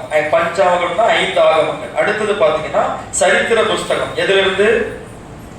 யோசுவாவிலிருந்து எஸ்தர் வரைக்கும் சரித்திர புஸ்தகங்கள் 12 புஸ்தகம். அதை நீங்க மனப்பாடம் தனியா பண்ணிக்கிங்க. அடுத்தது 5 புஸ்தகம் கவிதை புஸ்தகம் அப்படின்னு சொல்லுவாங்க. அது யோபுல இருந்து உன்னத பாடம் வரைக்கும். அடுத்தது தீர்க்க தரிசன புஸ்தகம். அது மொத்தம் 17 புஸ்தகம். 5 பெரிய தீர்க்க தரிசன புஸ்தகம், 12 சின்ன தீர்க்க தரிசன புஸ்தகம். இப்படி நீங்க பிரிச்சு படிச்சீங்கன்னா உங்களுக்கு ஈஸியா மனப்பாடம் தரும். மொத்தம் 39. புதிய ஏற்பாட்டுக்கு நீங்க வந்தீங்கன்னா புதிய ஏற்பாட்டுல மொத்தம் 4 சுவிசேஷம், 1 சரித்திர புஸ்தகம், 21 நிருபம், 1 தீர்க்க தரிசன புஸ்தகம். அப்படி நீங்க பாத்தீங்கன்னா எல்லாம் தனித்தனியா நீங்க மனப்பாடம் பண்ணீங்கன்னா ஈஸியா என்ன பண்ணிடலாம், மனப்பாடம் பண்ணலாம். 1க்கு 2 முறை நீங்க வீட்டுல எழுதி பாருங்க. அப்போ உங்களுக்கு நல்லா மனப்பாடம் ஆகும். இது உங்களுடைய நன்மைக்காக. ஏன்னா கடந்த நாட்கள் ஒரு சகோதரர் இப்படியா சொன்னாதீங்க, உங்க சபையில பைபிள் ஒரு புக்கை சொன்னீங்கன்னா அவ்வளோ நேரம் என்ன பண்ணிக்கிட்டே இருக்கிறாங்க, திருப்பிக்கிட்டே இருக்கிறாங்களே அப்படின்னு அவர் வேதனைப்பட்டார். அவர் வேற ஒரு சபையை சார்ந்தவர். நம்ம சபைக்கு வந்திருக்கும் போது பார்த்து வேதனை பண்ணார். அதனால இந்த ஒரு காரியத்தை நான் உங்களுக்கு அறிவிக்கிறேன். எத்தனை பேர் இதில் கலந்துக்குவீங்க? படிக்க தெரிஞ்சாலும் கேட்டுக்கு பார்ப்போம். ஐயா, நாங்கள் ஞாயிற்றுக்கிழமை வந்தோம்மா, ஒரு 4 பாட்டை பாடினோம்மா, ஒரு செய்தியை கேட்டாமா, அவன் போட்டாமா, வீட்டுக்கு போனாமான்னு இருப்போம். நீங்க வேற எங்களுக்கு ஊருப்பட்ட வேலையை படிக்கிற வேலையில என்ன பண்றீங்க, எங்க வேலை எங்க பிரச்சனை உங்களுக்கு எங்க தெரியும் அப்படின்ற மாதிரி என்ன பண்றீங்க சொல்ற மாதிரி இருக்குது. இல்ல, நீங்க ஆசீர்வதிக்கப்படுவதற்காகத்தான், நீங்க உங்க வாழ்க்கையில உயர்வதற்காகத்தான், நீங்க உங்க வாழ்க்கையில மேன்மை அடைவதற்காகத்தான் கர்த்தர் இந்த காரியத்தெல்லாம் உங்களுக்கு என்ன பண்றாரு, கற்றுக் கொடுக்கிறாரு. எத்தனை பேர் அதை விசுவாசிக்கிறீங்க? முயற்சி பண்ணுவீங்களா? எல்லாரும் முயற்சி பண்ணுவீங்களா? என்னால முடியலன்னு சொல்லவே கூடாது. 52 நாள்ல நீங்க 9 நாள் போச்சு, இன்னும் 40 நாளைக்கு மேல இருக்கு இல்லையா? டெய்லி அதை படிச்சீங்கன்னா நிச்சயமா கர்த்தர் உங்களுக்கு நல்ல ஞானத்தை தந்து நடத்துவா. நீங்க எப்ப முடிச்சாலும் சொல்லலாம், எப்ப முடிச்சாலும் என்கிட்டயோ பாசமாட்டே சொல்லலாம். ஆனா தப்பா சொன்னீங்கன்னா 10 முறை உங்களுக்கு இம்போசிஷன் கொடுக்கும், திருப்பி எழுதிட்டு வாங்கன்னு சொல்லி. அதனால தப்பு இல்லாம என்ன பண்ணணும், சொல்லணும். பயந்துடாதீங்க, வாங்க, கர்த்தர் உங்களுக்கு உதவி செய்வார். ஆமென், ஹல்லேலூயா. எல்லாரும் சேர்ந்து நம்முடைய வேதத்தை திருப்பிக் கொள்வோமா? பரிசுத்த வேதத்துல அப்போஸ்தலனாகிய யோவான் எழுதின சுவிசேஷம் 1ஆம் அதிகாரம் 50வது வசனம். பாஸ்டர், இந்த பிரசங்கத்தை நீங்க இன்னும் முடியலையா அப்படின்னு சொல்லாதீங்க. இந்த பிரசங்கம் அது ஒரு மரம் மாதிரி, அதுல இருந்து கிளைகளும் வேர்களும் என்ன பண்ணிக்கிட்டே இருக்குது, போய்கிட்டே இருக்குது. நம்ம இந்த வருஷம் முழுவதும் அந்த வார்த்தைகளை தான் தியானிக்க போறோம். வாசிங்க. இயேசு அவனுக்கு பிரதியுத்தரமாக, அத்திமரத்தின் கீழே உன்னை கண்டேன் என்று நான் உனக்கு சொன்னதினாலேயா விசுவாசிக்கிறாய்? இதிலும் பெரிதானவைகளை காண்பாய் என்றார். ஆமென். அல்லேலூயா. இந்த வார்த்தையை ஆண்டவர் நமக்கு வாக்குத்தத்தமா என்ன பண்ணிருக்கிறாரு, கொடுத்திருக்கிறார். யாருக்கு வாக்குத்தத்தமா கொடுத்திருக்கிறாரு சொல்லுங்க, யாருக்கு வாக்குத்தத்தம்? பைபிள் படிச்சு முடிச்சிட்டீங்களா இல்ல என்ன பாருங்க, இது யாருக்கு வாக்குத்தத்தம் கொடுத்திருக்கிறாரு? சத்தம் கேட்கல, என்ன சத்தமா? எனக்கு ஆண்டவர் சொல்லியிருக்கிறாரு, இதிலும் நீ பெரிதானவைகளை காண்பாய். இந்த வார்த்தைய ஆண்டவர் திரளான ஜனங்கள்கிட்ட சொன்னாரா, அவரை பின்பற்றி வந்த சீஷர்களிடத்துல சொன்னாரா? சீஷர்களிடத்துல தான் சொன்னார் இல்லையா? அவர்கிட்ட திரளான ஜனங்கள் வந்தாங்க. ஆனா அவர்கள் எல்லார்கிட்டையும் இந்த வார்த்தையை சொல்லாம தன்னை பார்க்கும்படி தன்னை பின்பற்றும்படி தீர்மானம் எடுத்து வந்த அந்த சீஷன் கிட்ட தான் சொல்றாரு, இதிலும் நீ பெரிதானவைகளை காண்பார். ஆமென். அல்லேலூயா. நீங்க ஒரு சின்ன கேள்வி, நீங்க இயேசுவை பார்க்க வந்த திரளான ஜனங்கள்ல ஒருவரா இருக்கிறீங்களா, இல்லை அவரை பின்பற்றும்படியாக வந்த சீஷனா இருக்கிறீங்களா? சத்தமா சொல்லுங்க. அவரை பின்பற்றும்படியாக வந்த சீஷனா நாம இருக்கிறோம். விசுவாசி என்பவன் அவன் ஒரு பார்வையாளர். பாருங்க, ஏசப்பா கிட்ட நிறைய பேர் வந்தாங்க, விசுவாசத்தோட வந்தாங்க, அற்புதங்களை பெற்றுக்கொண்டாங்க, அதோட போயிட்டாங்க. அவங்க சீஷனா மாறினாங்களா இல்லையா நமக்கு தெரியாது. ஒரு வார்த்தை சொல்லும் கர்த்தாவே என் வேலைக்காரன் சுகமாவான்னு ஒருத்தர் 100க்கு அதிபதி வந்து சொன்னார் இல்லையா? ஆண்டவர் ஒரு வார்த்தை சொன்னவன என்ன ஆயிடுச்சு, சுகமாயிருச்சு. அவர் சீஷனா ஆனாரா? நமக்கு எந்த ஆதாரமும் இல்லை இல்லையா? 12 வயதிலேயே மரித்து போன ஒரு சிறுமி கர்த்தர் வந்து உயிரோடு எழுப்பி கொடுத்தார். அந்த குடும்பம், அந்த நபர் ஜெபாலயத்துல சீஷனா மாறினாரா? நமக்கு தெரியல. ஆனா பாருங்க, 12 பேரை ஆண்டவர் சீஷனாக தெரிந்து கொண்டார். ஆமென் சொல்லுவோமா? ஹல்லேலூயா. அந்த 12 பேர்லயும் 3 பேர் என்ன பண்ணாங்க, இயேசுவினுடைய நெருங்கிய சீஷர்கள் கூட்டத்துல இருந்தாங்க. நீங்களும் நானும் அப்படிப்பட்டவங்களா என்ன பண்ணணும், மாறும். இன்னைக்கு நம்ம தியானிக்க போகிற காரியம் என்னன்னு கேட்டீங்கன்னா, சீஷன். நாம உண்மையான சீஷனா இருக்கிறோமா?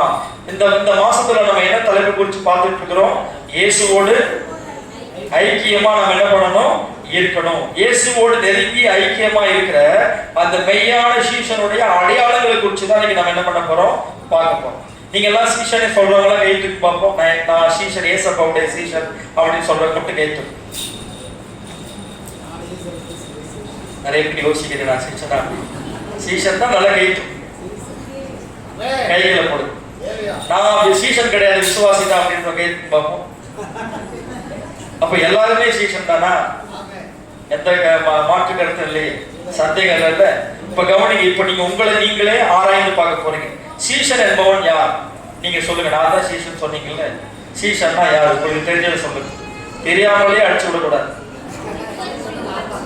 சீஷன் என்பவன் பின்பற்றுகிறவன். Very good. அப்புறம் யாரை பின்பற்றுகிறவன்? குருவை இயேசுவை பின்பற்றுகிறவன் தான் சீஷன் இல்லையா? எல்லாவற்றையும் விட்டு எல்லாவற்றையும் வெறுத்து இயேசுவை பின்பற்றுகிறவன் தான் சீஷன். சூப்பர். அலைகளுக்கு எல்லாம் கை தட்டலாமா? ஜெயகிரி ஸ்கூல்ல வேலை கட்டுறது. ஓகே. 2வது ஆண்கள் பக்கம் ஒரு சிங்கர் சொல்லுங்க. குருனா என்ன பண்ணுவான்? சீஷன் தான் என்ன பண்ணுவான்? குரு கிட்ட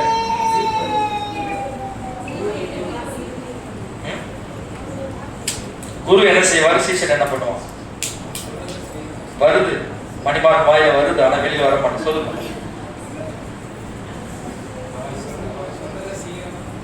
அது இன்னொரு வார்த்தை சொல்ல போனா கற்றுக்கொள்பவன். அவன் யாரு?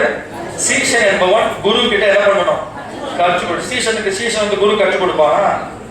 சீஷன் என்பவன் குருவை போலவே இருப்பான். ஏன்னா அவர் என்ன சொல்லுகிறாரோ அதை அப்படியே அவன் என்ன பண்ணுவான், செய்வான். கற்றுக்கொண்டு அதை செய்வான். அவன் தான் யாரு? சீஷன். ஆமென். அல்லேலூயா. ஓகே, சூப்பரா ஓரளவுக்கு நிதானிச்சு சொன்னாங்க. அவங்களுக்கு நல்லா கிளாப் பண்ணிடலாமா? ஆண்கள் பக்கத்துல. அடுத்தது பெண்கள். இன்னொரு காரியம் சொல்லுங்க. சீஷன் என்பவன் ஆண்டவர் சொல்லியிருக்கிறார், உன்னை தூக்கிட்டு வரணும். வெரி குட், ஹல்லேலூயா. தன் சிலுவையை எடுத்துக்கொண்டு, அதாவது ஒவ்வொருத்தருக்குமே பாடுகள் வரும், பின்பற்றணும், கற்றுக்கொள்ளுனா சாதாரணமா நடக்காது.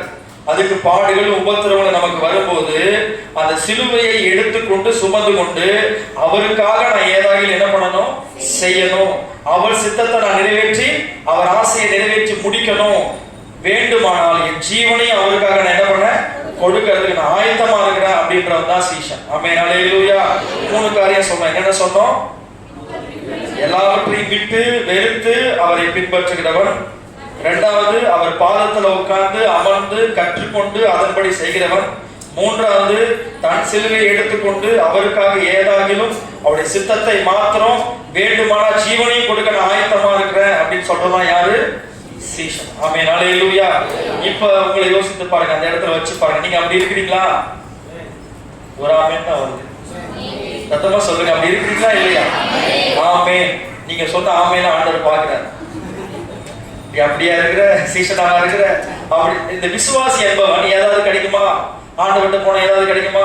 அவர் சாப்பாடு போடுவாரா, சுகம் கொடுப்பாரா, எனக்கு இந்த அற்புதம் செய்வாரா அப்படின்னு விசுவாசி என்ன பண்ணிக்கிட்டே இருப்பான், எதிர்பார்த்து கொண்டே இருப்பான். ஏதாவது அவர் செய்வாரா, அவர் செய்வாரா, இவர் செய்வாரா.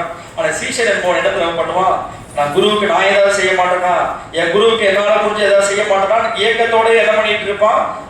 சீஷன் என்பவனுக்கு 4 காரியம் இருக்கும். ஒண்ணு ஆசை. ஒண்ணு என்ன இருக்கும்? என்ன ஆசை? குருவுக்கு ஏதாவது என்ன பண்ணணும், செய்யணும். ரெண்டாவது, அவங்க கிட்ட என்ன இருக்கும்னா ஒரு ஆர்வம் இருக்கும். என்ன இருக்கும்? ஆமா, நான் குரு கிட்ட கத்துக்கணும். அவர் நிறைய விஷயம் வச்சிருக்காரு, அவர்கிட்ட நான் கத்துக்கணும் என்ன பண்ணிக்கிட்டே இருப்பான், ஆர்வத்தோட இருப்பான். அடுத்தது சீஷன் எப்படி தெரியுமா இருப்பான்? அவன்கிட்ட ஒரு அர்ப்பணம் இருக்கும். என்ன இருக்கும்? பாதத்துல அமரணும் அப்படின்னா அர்ப்பணம் இல்லாத என்ன பண்ண முடியும், உட்கார முடியும். அப்ப அர்ப்பணம் இருக்கும். 4வது, அவங்க கிட்ட எனக்கு ஒரு ஆதங்கம் இருக்கும். என்ன இருக்கும்? ஒரு ஆதங்கம். எதையாவது நான் குருவுக்காக என்ன பண்ணணும், செய்யணும். 4 காரியம் சொல்றேன். என்ன சொல்லுங்க பாப்பா? குரு சீஷன் கிட்ட இருக்கு 4 காரியம்: ஆசை, ஆர்வம், ஆதங்கம், அர்ப்பணம். உங்ககிட்ட இருக்குதா? ஆசை இருக்குதா? இயேசு மேல ஆசை இருக்குதா? எவ்வளவு ஆசை இருக்குது? சொல்லவே முடியாத ஆசை யாரு மேல இருக்குது? ஏசப்பாக்கு. ஆர்வம் இருக்குதா? ஆமா, அது பாக்குறமே, அதிகாலை ஜெபத்துக்கு ஓடி வர பாக்குறோம். ஆர்வம், ஹல்லேலூயா. அடுத்தது ஆதங்கம் இல்லையா? இப்ப முடிஞ்ச உடனே தெரியும் ஆதங்கம், ஒரே ஓட்டம். ஆதங்கம். ஏதாவது இன்னைக்கு ஞாயிற்றுக்கிழமை 6 நாள் என் வேலை செஞ்சேன், இன்னைக்கு போய் ஆண்டவருடைய வேலை என்ன பண்ணணும், செய்யணும். இயேசுவுக்காக எதையாவது நான் ஒரு நாளாவது இயேசுவுக்காக எதையாவது என்ன பண்ணணும், செய்யணும். அப்புறம் அர்ப்பணிப்பு. என்ன இருக்கணும்? அர்ப்பணிப்பு அப்படின்றது நம்மளால முடியும் போது செய்யறது இல்ல, நம்மளால முடியாத போது செய்யறதா என்னது? அர்ப்பணம். ஆமென் சொல்லுவோமா? ஹல்லேலூயா. இது ஒரு சீஷன் இடத்துல காணப்படும். இதெல்லாம் என்னுடைய செய்தி. இன்னைக்கு ஒரு 7 அடையாளங்களை நம்ம பார்க்க போறோம். ரோமர் எழுதின புத்தகத்திலிருந்து. வேதத்துல நீங்க பாத்தீங்கன்னா சீஷனை குறித்து நிறைய படிக்கலாம். ஆனா இன்னைக்கு இயேசுவோடு நெருங்கிய தொடர்புடைய ஒரு உண்மையான சீஷனுடைய 7 அடையாளங்களை நம்ம இன்னைக்கு என்ன பண்ண போறோம், பார்க்க போறோம். அந்த அடையாளங்கள் உங்ககிட்ட இருக்குதா அப்படின்னு நீங்க உங்களை நீங்களே ஆராய்ந்து பாருங்க. முதலாவது அடையாளம் எல்லாமே ரோமர் புத்தகம் தான். அதனால ரோமர் எழுதின புத்தகம் எல்லாம் எடுத்து பார்ப்போம். ரோமருக்கு எழுதின புத்தகம் எல்லாரும் எடுங்க. பழைய ஏற்பாட்டுல 5வது புத்தகமா எங்க இருக்கு? புதிய ஏற்பாடுல இருக்கா? Very good. அப்புறம் எங்க இருக்கு? எத்தனாவது புத்தகம்? 6வது புத்தகம் இல்லையா? 4 சுவிசேஷம், ஒரு சரித்திரம், அதுக்கப்புறம் ரோமர் தான் ஃபர்ஸ்ட் நிருபம்.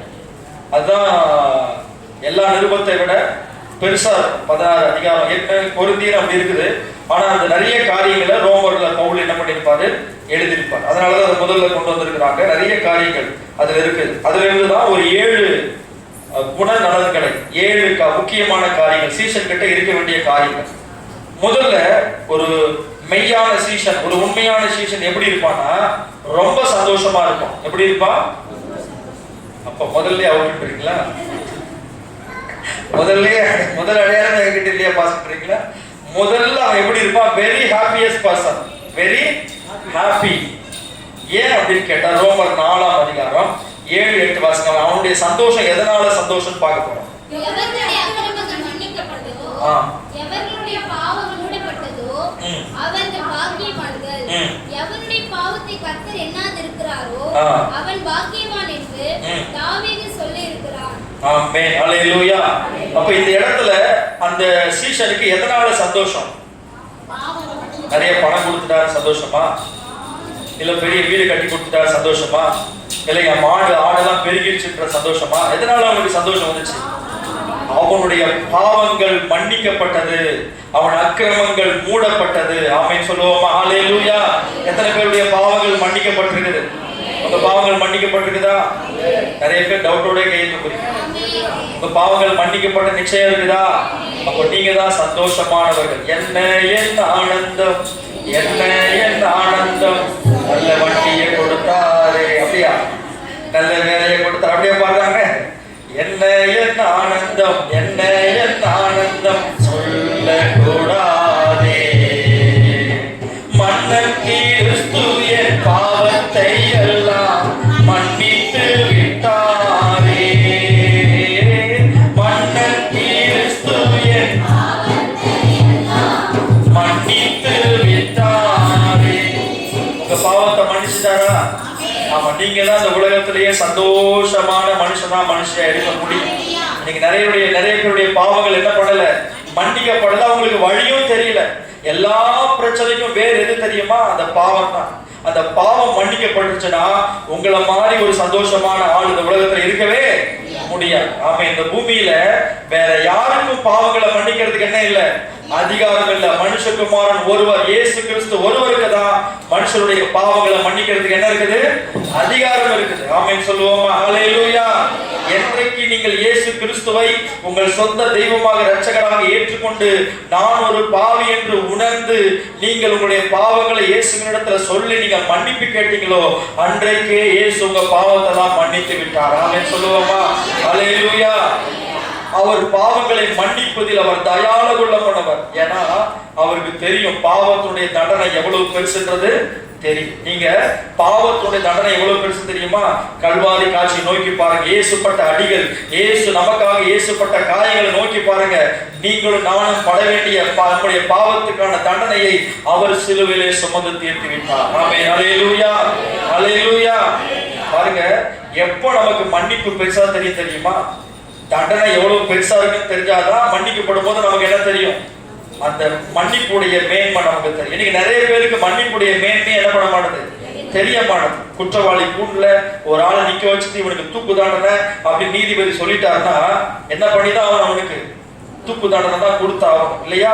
அப்ப தூக்கு தண்டனை அந்த இடத்துக்கு அவன் போகும்போது அந்த இடத்துல இன்னொருத்தர் வந்து சொல்றாரு, எப்பா நீ தூக்கு தண்டனை ஏற்றுக்கொள்ள வேண்டாம், நான் உனக்காக தூக்கு தண்டனை ஏற்றுக்கொள்றேன், நீ சுதந்திரமா வீட்டுக்கு போலான்னு சொல்லும் போது அவன் உள்ளத்துல எவ்வளவு பெரிய சந்தோஷம் இருக்கும். ஐயோ, யார் இவரு, எந்த மகான், எனக்காக வந்து இவரை மறிக்க போறாரா அப்படின்னு அவன் என்ன பண்ணுவான், வாழ்நாள் முழுது அவர் என்ன பண்ண மாட்டான், மறக்கவே மாட்டான். நீங்களும் நானும் பாவம் செய்து அக்கிரமம் செய்து அதனால நித்திய நரகத்துக்கு போக இருந்த நம்மளை பரலோகத்திலிருந்து இந்த பூமிக்கு நமக்காக இறங்கி வந்து நம்முடைய பாவங்களை எல்லாம் சிலுவையில சுமந்து தீர்த்து இன்றைக்கு நம்மை விடுதலை ஆக்கி இருக்கிறாரு அந்த இயேசு கிறிஸ்து. கரங்களை தட்டி ஆண்டவரை மகிமைப்படுத்துவோம். ஹல்லேலூயா. அந்த பாவம் நிச்சயிக்கப்பட்டதான சந்தோஷம் நமக்குள்ள இருக்கணும். நம்ம கிறிஸ்தவ குடும்பத்துல பிறந்திருந்தாலும் ஒருவேளை கிறிஸ்தவ அறியாத குடும்பத்துல பிறந்திருந்தாலும் நம்ம பாவியாதான் பிறந்திருக்கிறோம். நம்முடைய வயசுல நீங்க ரட்சிக்கப்படாத வரைக்கும் எத்தனை பாவங்களை செஞ்சிருக்கிறீங்க யோசித்து பாருங்க. எத்தனை பாவங்கள். இன்னைக்கு ஏசப்பா உங்களை சந்திக்காம இருந்திருந்தா அந்த பாவத்திலேயே நீங்க என்ன பண்ணிருப்பீங்க, செத்து போயிருப்பீங்க. இன்னைக்கும் அந்த பாவத்துல ஒரு கொடிய பாவியா இருந்திருப்பீங்க. ஆனா இயேசு உங்க வாழ்க்கையில வந்து நம்முடைய வாழ்க்கையில வந்து ஒரு பெரிய மாற்றத்தை, மன்னிப்பை ஆண்டவர் கொடுத்து அந்த பாவத்திலிருந்து விடுதலையும் ஆண்டவர் கொடுத்திருக்கிறார். கரங்களை தட்டி ஆண்டவரை மகிமைப்படுத்துவோமா? ஹல்லேலூயா. அப்ப முதலாவது அடையாளம் என்னன்னு கேட்டா, ஒரு சீஷன் கிட்ட தன் பாவங்கள் மன்னிக்கப்பட்டிருக்கிறது என்ற அந்த சந்தோஷம் அவனுக்குள்ள என்ன பண்ண எப்பொழுதும் இருந்து கொண்டே இருக்கு. உங்களுக்கு இருக்குதா? எத்தனை பேர் சொல்ல முடியும் எனக்குள்ள அந்த சந்தோஷம் இருக்குது? ஒருவேளை நீங்க இல்லாம ஆமேன்னு சொல்ல வேண்டாம். இல்லைன்னா ஆண்டவர்கிட்ட என்ன பண்ணணும், உங்க பாவங்களை அறிக்கை செய்யணும். ஆண்டவரே என்னை மன்னிச்சிருங்க, உங்க ரத்தத்தினால என்ன பண்ணுங்க, கழுவுங்க, என் உள்ளத்துல வாங்க, என் பாவங்களை மன்னிச்சு ஒரு புது வாழ்வு தாங்கன்னு ஆண்டவர்கிட்ட கேட்டு பாருங்க. இன்னைக்கு ஆண்டவர் இயேசு உங்களுக்கு ஒரு புது வாழ்வு தருவார். ஆமென் சொல்லுவோமா? ஹல்லேலூயா. ஆண்டவர் நம்முடைய பாவங்களை மன்னிச்சிருக்கிறார், நமக்கு ஒரு சுதந்திரத்தை கொடுத்திருக்கிறார், விடுதலை கொடுத்திருக்கிறார். ஆனா இன்னைக்கு நிறைய இயேசுவை பின்பற்றுறவங்க எனக்கு அது கிடைக்கல, எனக்கு இது கிடைக்கல, எனக்கு அது பண்ணல, எனக்கு இது பண்ணல அப்படின்னு ஆண்டவர் என்ன பண்ணிக்கிட்டே இருக்கிறாங்க, குறை சொல்லிக்கிட்டே இருக்கிறாங்க. உனக்காக ஜீவனையே கொடுத்து உன் பாவங்களை எல்லாம் மன்னித்த ஆண்டவர், அதான் வேதம் சொல்லுகிறது, தன்னுடைய சொந்த குமாரனையே உனக்காக கொடுத்தவர், அவரோடு கூட மற்ற எல்லாவற்றையும் நீ கேட்கிற எல்லாவற்றையும் அருளாதிருப்பது எப்படி? ஆமென், அல்லேலூயா. முதலாவது மெய்யான சீஷனுடைய அடையாளம் என்னது? அவன் சந்தோஷம் உள்ளவனா இருப்பான். எதை குறிச்சு? தன் பாவங்கள் மன்னிக்கப்பட்டதை குறித்து.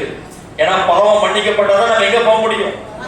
பரலோகம் போக முடியும், நித்தியமா தேவனோடு வாழ முடியும். ஆமென், அல்லேலூயா, ஸ்தோத்திரம். கீழே இரண்டாவது ரோமர் 5ஆம் அதிகாரம் 1ஆம் வசனம்.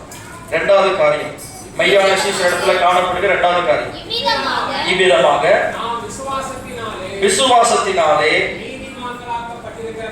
நீதிமான்கள் ஆக்கப்பட்டிருக்கிறபடியால் நம்முடைய கர்த்தராகிய இயேசு கிறிஸ்து மூலமாய்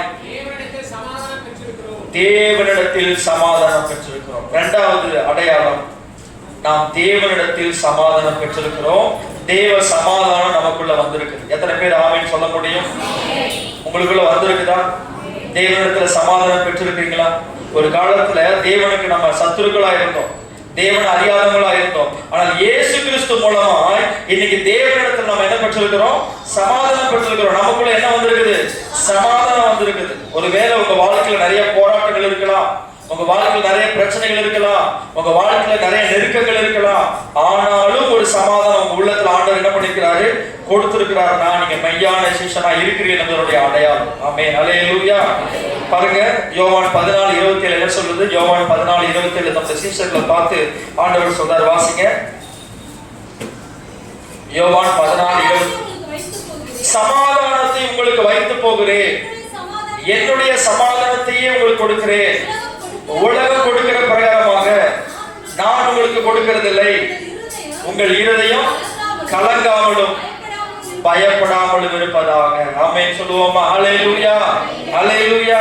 இந்த உலகத்துல சமாதானத்தை கெடுக்கிறவங்க நிறைய பேர் இருக்கிறாங்க. சமாதானத்தை இருக்கிறாங்களா இல்லையா? நல்லா இருப்பீங்க, ஒரு ஆள் உள்ள வந்து 4 வார்த்தை பேசி என்ன பண்ணிட்டு போயிடுவாங்க? சமாதானத்தையே கெடுத்து விட்டு போயிடுவாங்க இல்லையா? ஏன்டா அந்த மனுஷன் வந்தான்னு நமக்கு என்ன பண்ணோம்? தோணும். சமாதானத்தை கெடுக்கிறதுக்கு நிறைய பேர் இருக்கிறாங்க, நிறைய காரியங்கள் இருக்குது. ஆனா சமாதானத்தை கொடுக்க ஒருவர் தான் இருக்கிறார், அவர் ஆண்டவராக இயேசு கிறிஸ்து. அவர் சமாதான காரணர். ஒருவேளை இந்த இடத்துல வந்திருக்கிற நீங்க சமாதானம் இல்லாம இருந்தீங்கன்னா இன்றைக்கு ஆண்டவர் சொல்றாரு, என் சமாதானத்தையே நான் உங்களுக்கு தருகிறேன், உங்கள் இருதயம் கலங்காமலும் பயப்படாமலும் இருப்பதாக. எத்தனை பேர் விசுவாசி கரங்களை தலையில சொல்லுவோமா? எத்தனை பேருக்கு சமாதானம் வேணும்? ஏசப்பா கொடுக்கிற சமாதானம் வேணும். அவர் சொல்றாரு, பிலிப்பியர் 4ஆம் அதிகாரம் 6ஆம் வசனம் 7ஆம் வசனம் வாசிங்க. பிலிப்பியர் 4, 6, 7 வேகமா வாசிங்க. நீங்கள் ஒன்றுக்கும் கவலைப்படாமல் எல்லாவற்றையும் குறித்து உங்கள் விண்ணப்பங்களையும் ஸ்தோத்திரத்தோடு கூடிய ஜெபத்தினாலும் தெரியப்படுத்துங்கள். அப்பொழுது எல்லா புத்திக்கும் மேலான தேவ சமாதானம் உங்கள் இருதயங்களையும் உங்கள் சிந்தைகளையும் கிறிஸ்து இயேசுவுக்குள்ளாக காத்துக்கொள்ளும். ஆமென் சொல்லுவோமா? அல்லேலூயா. 2 இடத்துல நமக்கு சமாதானம் வேணும். 2 இடத்துல, ஒண்ணு நம்ம இருதயத்துல சமாதானம் வேணும், இன்னொன்னு நம்ம சிந்தையில என்ன வேணும்? சமாதானம் வேணும். இருதயத்துல சமாதானம் இல்லைன்னா மன அழுத்தம் வந்துடும். என்ன வந்துடும்? ஆமா, டிப்ரெஷன் வந்துடும். சிந்தையில சமாதானம் இல்லைன்னா பைத்தியம் ஆயிடும். என்ன ஆயிடுவோம்? அப்படியே மனசு அலைஞ்சுக்கிட்டே பைத்தியம் ஆயிடும். அதனாலதான் ஆண்டவர் சொல்றாரு, நீ ஒன்றுக்கும் கவலைப்படாமல். என்ன சொல்றாரு? உங்ககிட்ட எவ்வளவு கவலை இருக்குன்னு சொன்னீங்கன்னா நீங்க என்ன பண்ணுவீங்க? சொல்லிக்கிட்டே இருப்பீங்க, ஐயா இது அது அது இதுன்னு சொல்லிக்கிட்டே இருப்பீங்க. ஆண்டவர் சொல்றாரு, நீ ஒன்றுக்கும் கவலைப்படாமல் எல்லாவற்றையும் குறித்து ஸ்தோத்திரத்தோடு உங்கள் விண்ணப்பங்களை தேவனுக்கு, அப்பொழுது எல்லா புத்திக்கும் மேலான தேவ சமாதானம். அல்லேலூயா. உங்கள் இருதயங்களையும் உங்கள் சிந்தைகளை என்ன செய்யும்? காத்துக்கொள்ளும். எடுத்து வாசிக்கலாம். அடுத்து 3வது ரோமர் 5:11.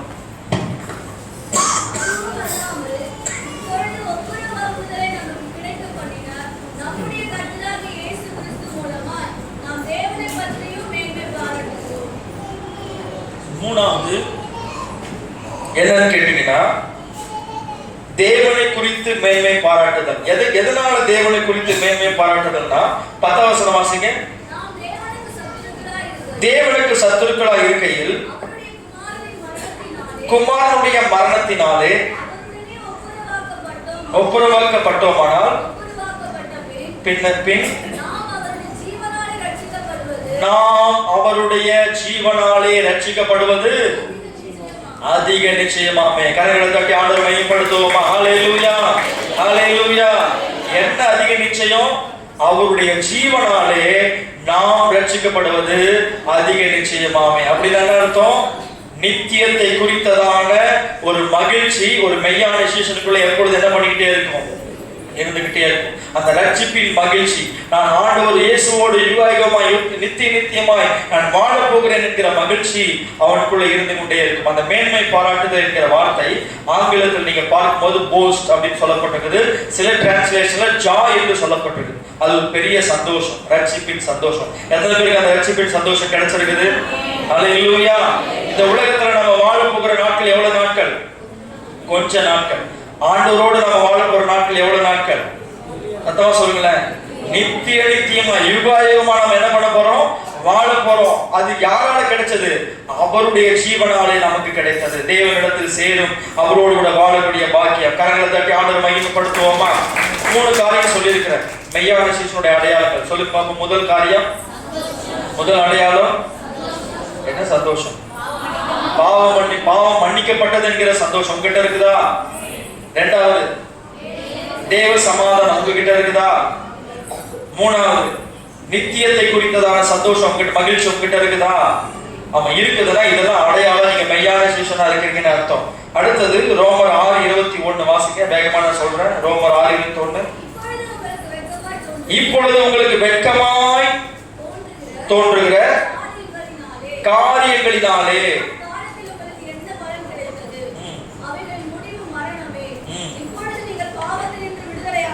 விடுதலையாக்கப்பட்டு பரிசுத்தமாகுதல் உங்களுக்கு கிடைக்கும் பலன் முடிவோ நித்திய ஜீவன். 2 முடிவு கவனிக்கிறீங்களா? சரோஜமா கவனிக்கிறீங்களா? 2 முடிவு ஆண்டவர் இந்த இடத்துல வச்சிருக்க. ஒரு முடிவு மரணம், இன்னொரு முடிவு நித்திய ஜீவன். பாருங்க, இந்த இடத்துல பவுல் சொல்றாரு, கடந்த காலத்துல நீங்க செய்த பாவங்களை நீங்க நினைக்கும் போது இப்ப வெட்கமா தோணுதான். என்னவா தோணுதா? அன்னைக்கு ஆர்வமா செஞ்ச பாவம், அன்னைக்கு தெரிந்தோ தெரியாமலோ செய்த பாவம், இன்னைக்கு அதை நினைக்கும் போது நானா இதை செஞ்சேன், நானா இப்படி செஞ்சேன், நானா இந்த காரியத்தை செஞ்சேன் அப்படின்னு நினைக்கும் போது நமக்கு என்ன தோணுது? வெட்கமா தோணுது. வெட்கமா தோணுதுன்னா என்ன அர்த்தம்? அது நம்ம சொல்றதுக்கே நமக்கு வாய் என்ன பண்ணும்? கூசும். நான் இப்படி இருந்தனா, நான் இப்படிப்பட்ட குடிகாரனா இருந்தனா, இப்படிப்பட்ட மனைவியை அடிக்கிறவனா இருந்தனா, இப்படிப்பட்ட திருடனா இருந்தனா, இப்படிப்பட்ட கொள்ளைக்காரனா இருந்தனா அப்படின்னு நம்ம மனசு நம்மளை என்ன பண்ணும்? கடந்த கால அந்த தவறுகளை நாம் குறித்து வெட்கப்படுறவங்களா இருக்கும். 1 கொரிந்தியர் 6:11 வாசிங்க. 1 கொரிந்தியர் 6:11. உங்களில் சிலர் இப்படிப்பட்டவர்களா இருந்து, கவனிங்க, உங்களில் சிலர் எப்படிப்பட்டவங்களா இருந்தீங்க? 9:10 வாசிங்க. எப்படிப்பட்டவங்களா இருந்தோம்? அநியாயக்காரர், அறியீர்களா? வேசி மார்க்கத்தாரும், விக்கிரக ஆராதனைக்காரரும், விபச்சாரக்காரனும், சுய புணர்ச்சிக்காரனும், ஆண் புணர்ச்சிக்காரனும், திருடரும், பொருளாசைக்காரரும், வெறியரும், உதாசீனரும், கொள்ளைக்காரரும். ஆமென், ஹல்லேலூயா. யோசித்து பாருங்க, ஒரு காலத்துல, கடந்த காலத்துல மேல சொன்ன காரியத்துல ஏதோ ஒரு காரியம் நம்ம என்ன பண்ணிருக்கலாம்? செய்து கொண்டிருந்திருக்கலாம். ஆனால் எப்படிப்பட்டவங்களா இருந்த நம்மள ஆண்டவர் என்ன தெரியுமா பண்ணாரு? நம்மளை அவருடைய ரத்தத்தினால கழுவி நம்மை பரிசுத்தமாக்கி நம்மை நீதிமான்கள் ஆக்கி இருக்கிறார். கரங்களை தட்டி ஆண்டவரை மகிமைப்படுத்துவோமா? ஹல்லேலூயா. அப்ப கடந்த கால தவறுகளை சொல்லும் போது அதுல பெருமை பாராட்டுறதுக்கு ஒண்ணுமே இல்லை, இல்லையா? அதை குறித்து சொல்றதுக்கே நம்ம என்ன பண்ணணும்? வெட்கப்படணும். குற்ற மனசாட்சி நமக்குள்ள வந்துடக்கூடாது.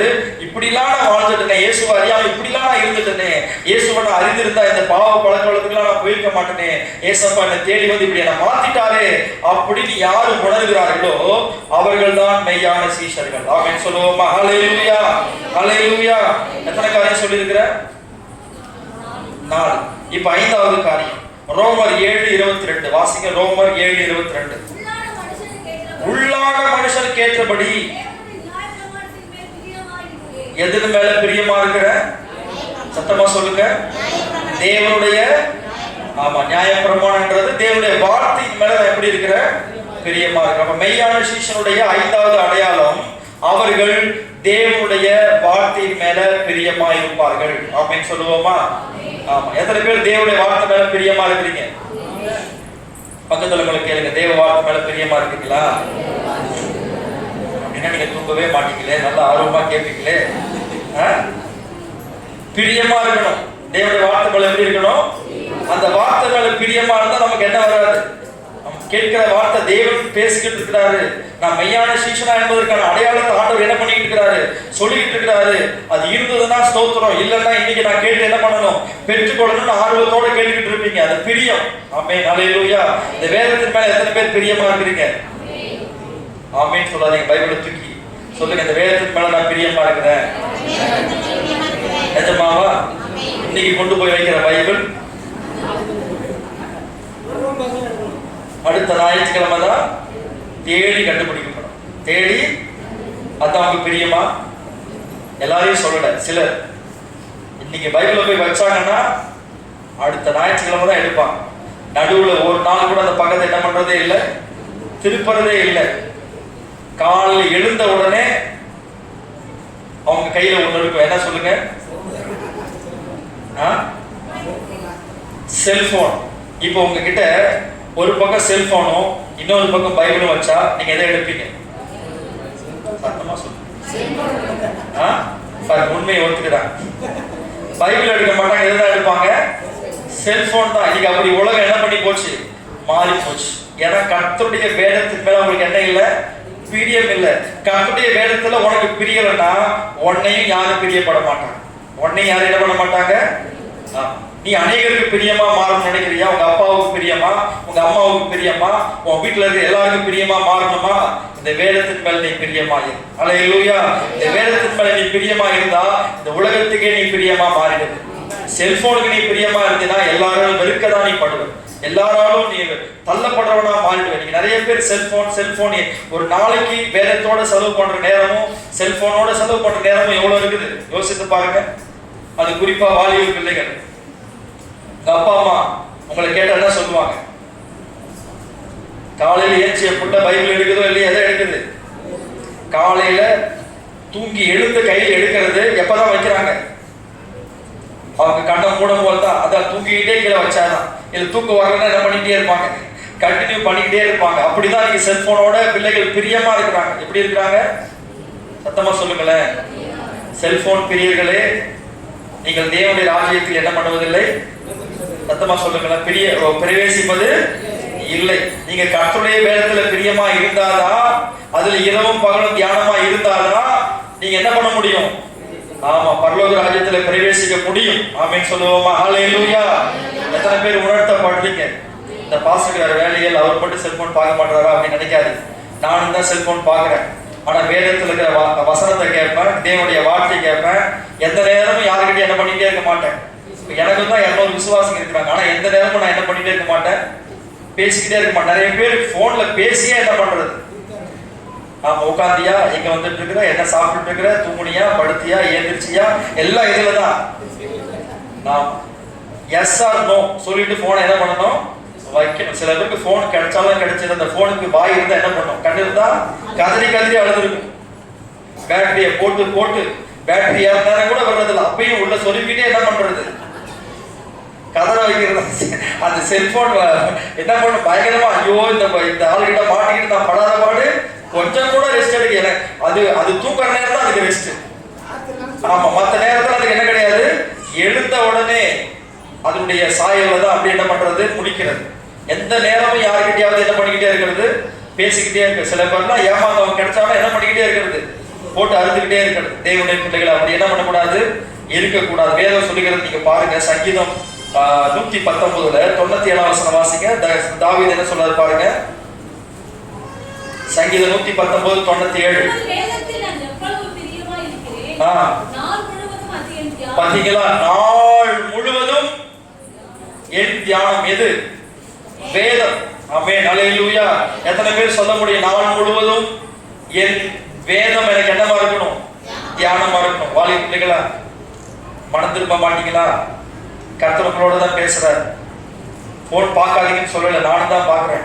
அதுக்கு 24 மணி நேரம் அதே என்ன பண்ணிட்டு இருக்காதீங்க, பார்க்காதீங்க. தேவையான நியூஸ் வருதா பாருங்க, தேவையான மெசேஜ் அனுப்புனா அனுப்புங்க. அது இன்ஸ்டாகிராம் இன்னும் நிறைய வந்துருச்சா, இந்த ஏதாவது லைக் ஷேரு சப்ஸ்கிரைப் என்ன பண்ணிக்கிட்டே இருக்குது, ஏதாவது நடந்துக்கிட்டு தான் இருக்கு. அப்படி இருக்காது பாருங்க. உங்களுக்கு யாருக்காவது சுவிசேஷம் சொல்லணுமா? கடந்த நாட்கள் ஜானிக்ஸ் சொன்னாங்க, நான் ஸ்டேட்டஸே வைக்க மாட்டேன் பாஸ்டர், ஆனா இப்போ சுவிசேஷத்தை என்ன பண்றேன், ஸ்டேட்டஸா வைக்கிறேன், வசனத்தை வைக்கிறேன், இல்ல ஆண்டுடைய வார்த்தையை ஏதோ ஒரு சும்மா ஷார்ட் வீடியோஸ் நான் வைக்கிறேன். அதன் மூலமா என் சொந்தக்காரங்க அறிமுகமானவங்க என்ன பண்ணுவாங்க, பார்த்து ரட்சிக்கப்படுவாங்கன்னு சொல்லி நான் வைக்கிறேன். நீங்க அந்த மாதிரி செய்றீங்களா? அப்படி செய்யறதுக்காக பகல் ஃபுல்லா என்ன வச்சிருக்க கூடாது. அது எவ்வளவு நேரம் ஆகும், ஒரு ஸ்டேட்டஸ் வைக்கிறதுக்கு எவ்வளவு நேரம் ஆகும்? மிச்சி போனா ஒரு 10 நிமிஷம் ஆகும். ஆனா அதை அடிக்கடி எடுத்து பாக்குறது, எத்தனை லைக் வந்திருக்குது, எத்தனை பேர் ஹார்ட் அனுப்பியிருக்கிறாங்க, எத்தனை பேர் பார்த்துருக்காங்க. இதையே டிஸ்கவரி என்ன பண்ணிட்டே இருக்கக்கூடாது, பண்ணிக்கிட்டே இருக்கு. காலையில ஒரு தடவை அனுப்புறீங்களா, சாயங்காலம் ஒரு தடவை எடுத்து பாட்டு கத்துறதுக்கு ஸ்தோத்திரம். எத்தனை பேர் பார்த்துருக்காங்களா ஆண்டவரே, அவங்க எல்லாரும் அந்த வார்த்தையினால தொடப்பட்டு ஒரு மாற்றம் அவங்களுக்குள்ள என்ன பண்ணணும், வரணும். அதோட முடிச்சிருக்கும். எந்த நேரம் பார்த்தாலும் உங்களுக்கு கொஞ்சம் நேரம் கிடைக்குதா, பைபிளை எடுத்து படிங்க. என்ன பண்ணுங்க, இந்த பைபிள் மேல நீங்க பிரியமா இருந்து பாருங்களேன். உங்களை அந்த கீழே வசனத்தை வாசிப்ப நாள் முழுதும் என் தியானம் சொல்லிட்டு அவர் நாள் முழுதும் தியானமா இருந்தாலும் என்ன நடந்துச்சு பாருங்க அவங்க வாழ்க்கையில. கீழே வாசிங்க. பாத்தீங்களா, உன் சத்துருக்களை விட உன்னை அதிக ஞானம் உள்ளவனா அந்த வேதம் என்ன பண்ணுது, மாத்துது. கீழே வாசிங்க. இருக்கிறது. பாத்தீங்களா, எவ்வளவு ஒரு டீச்சர்ஸ் உனக்கு யாரெல்லாம் போதித்தாங்களோ அவங்கள விட கத்த அந்த வேதம் உங்களை ஞானம் உள்ளவனா மாத்துது. கீழே வாசிங்க.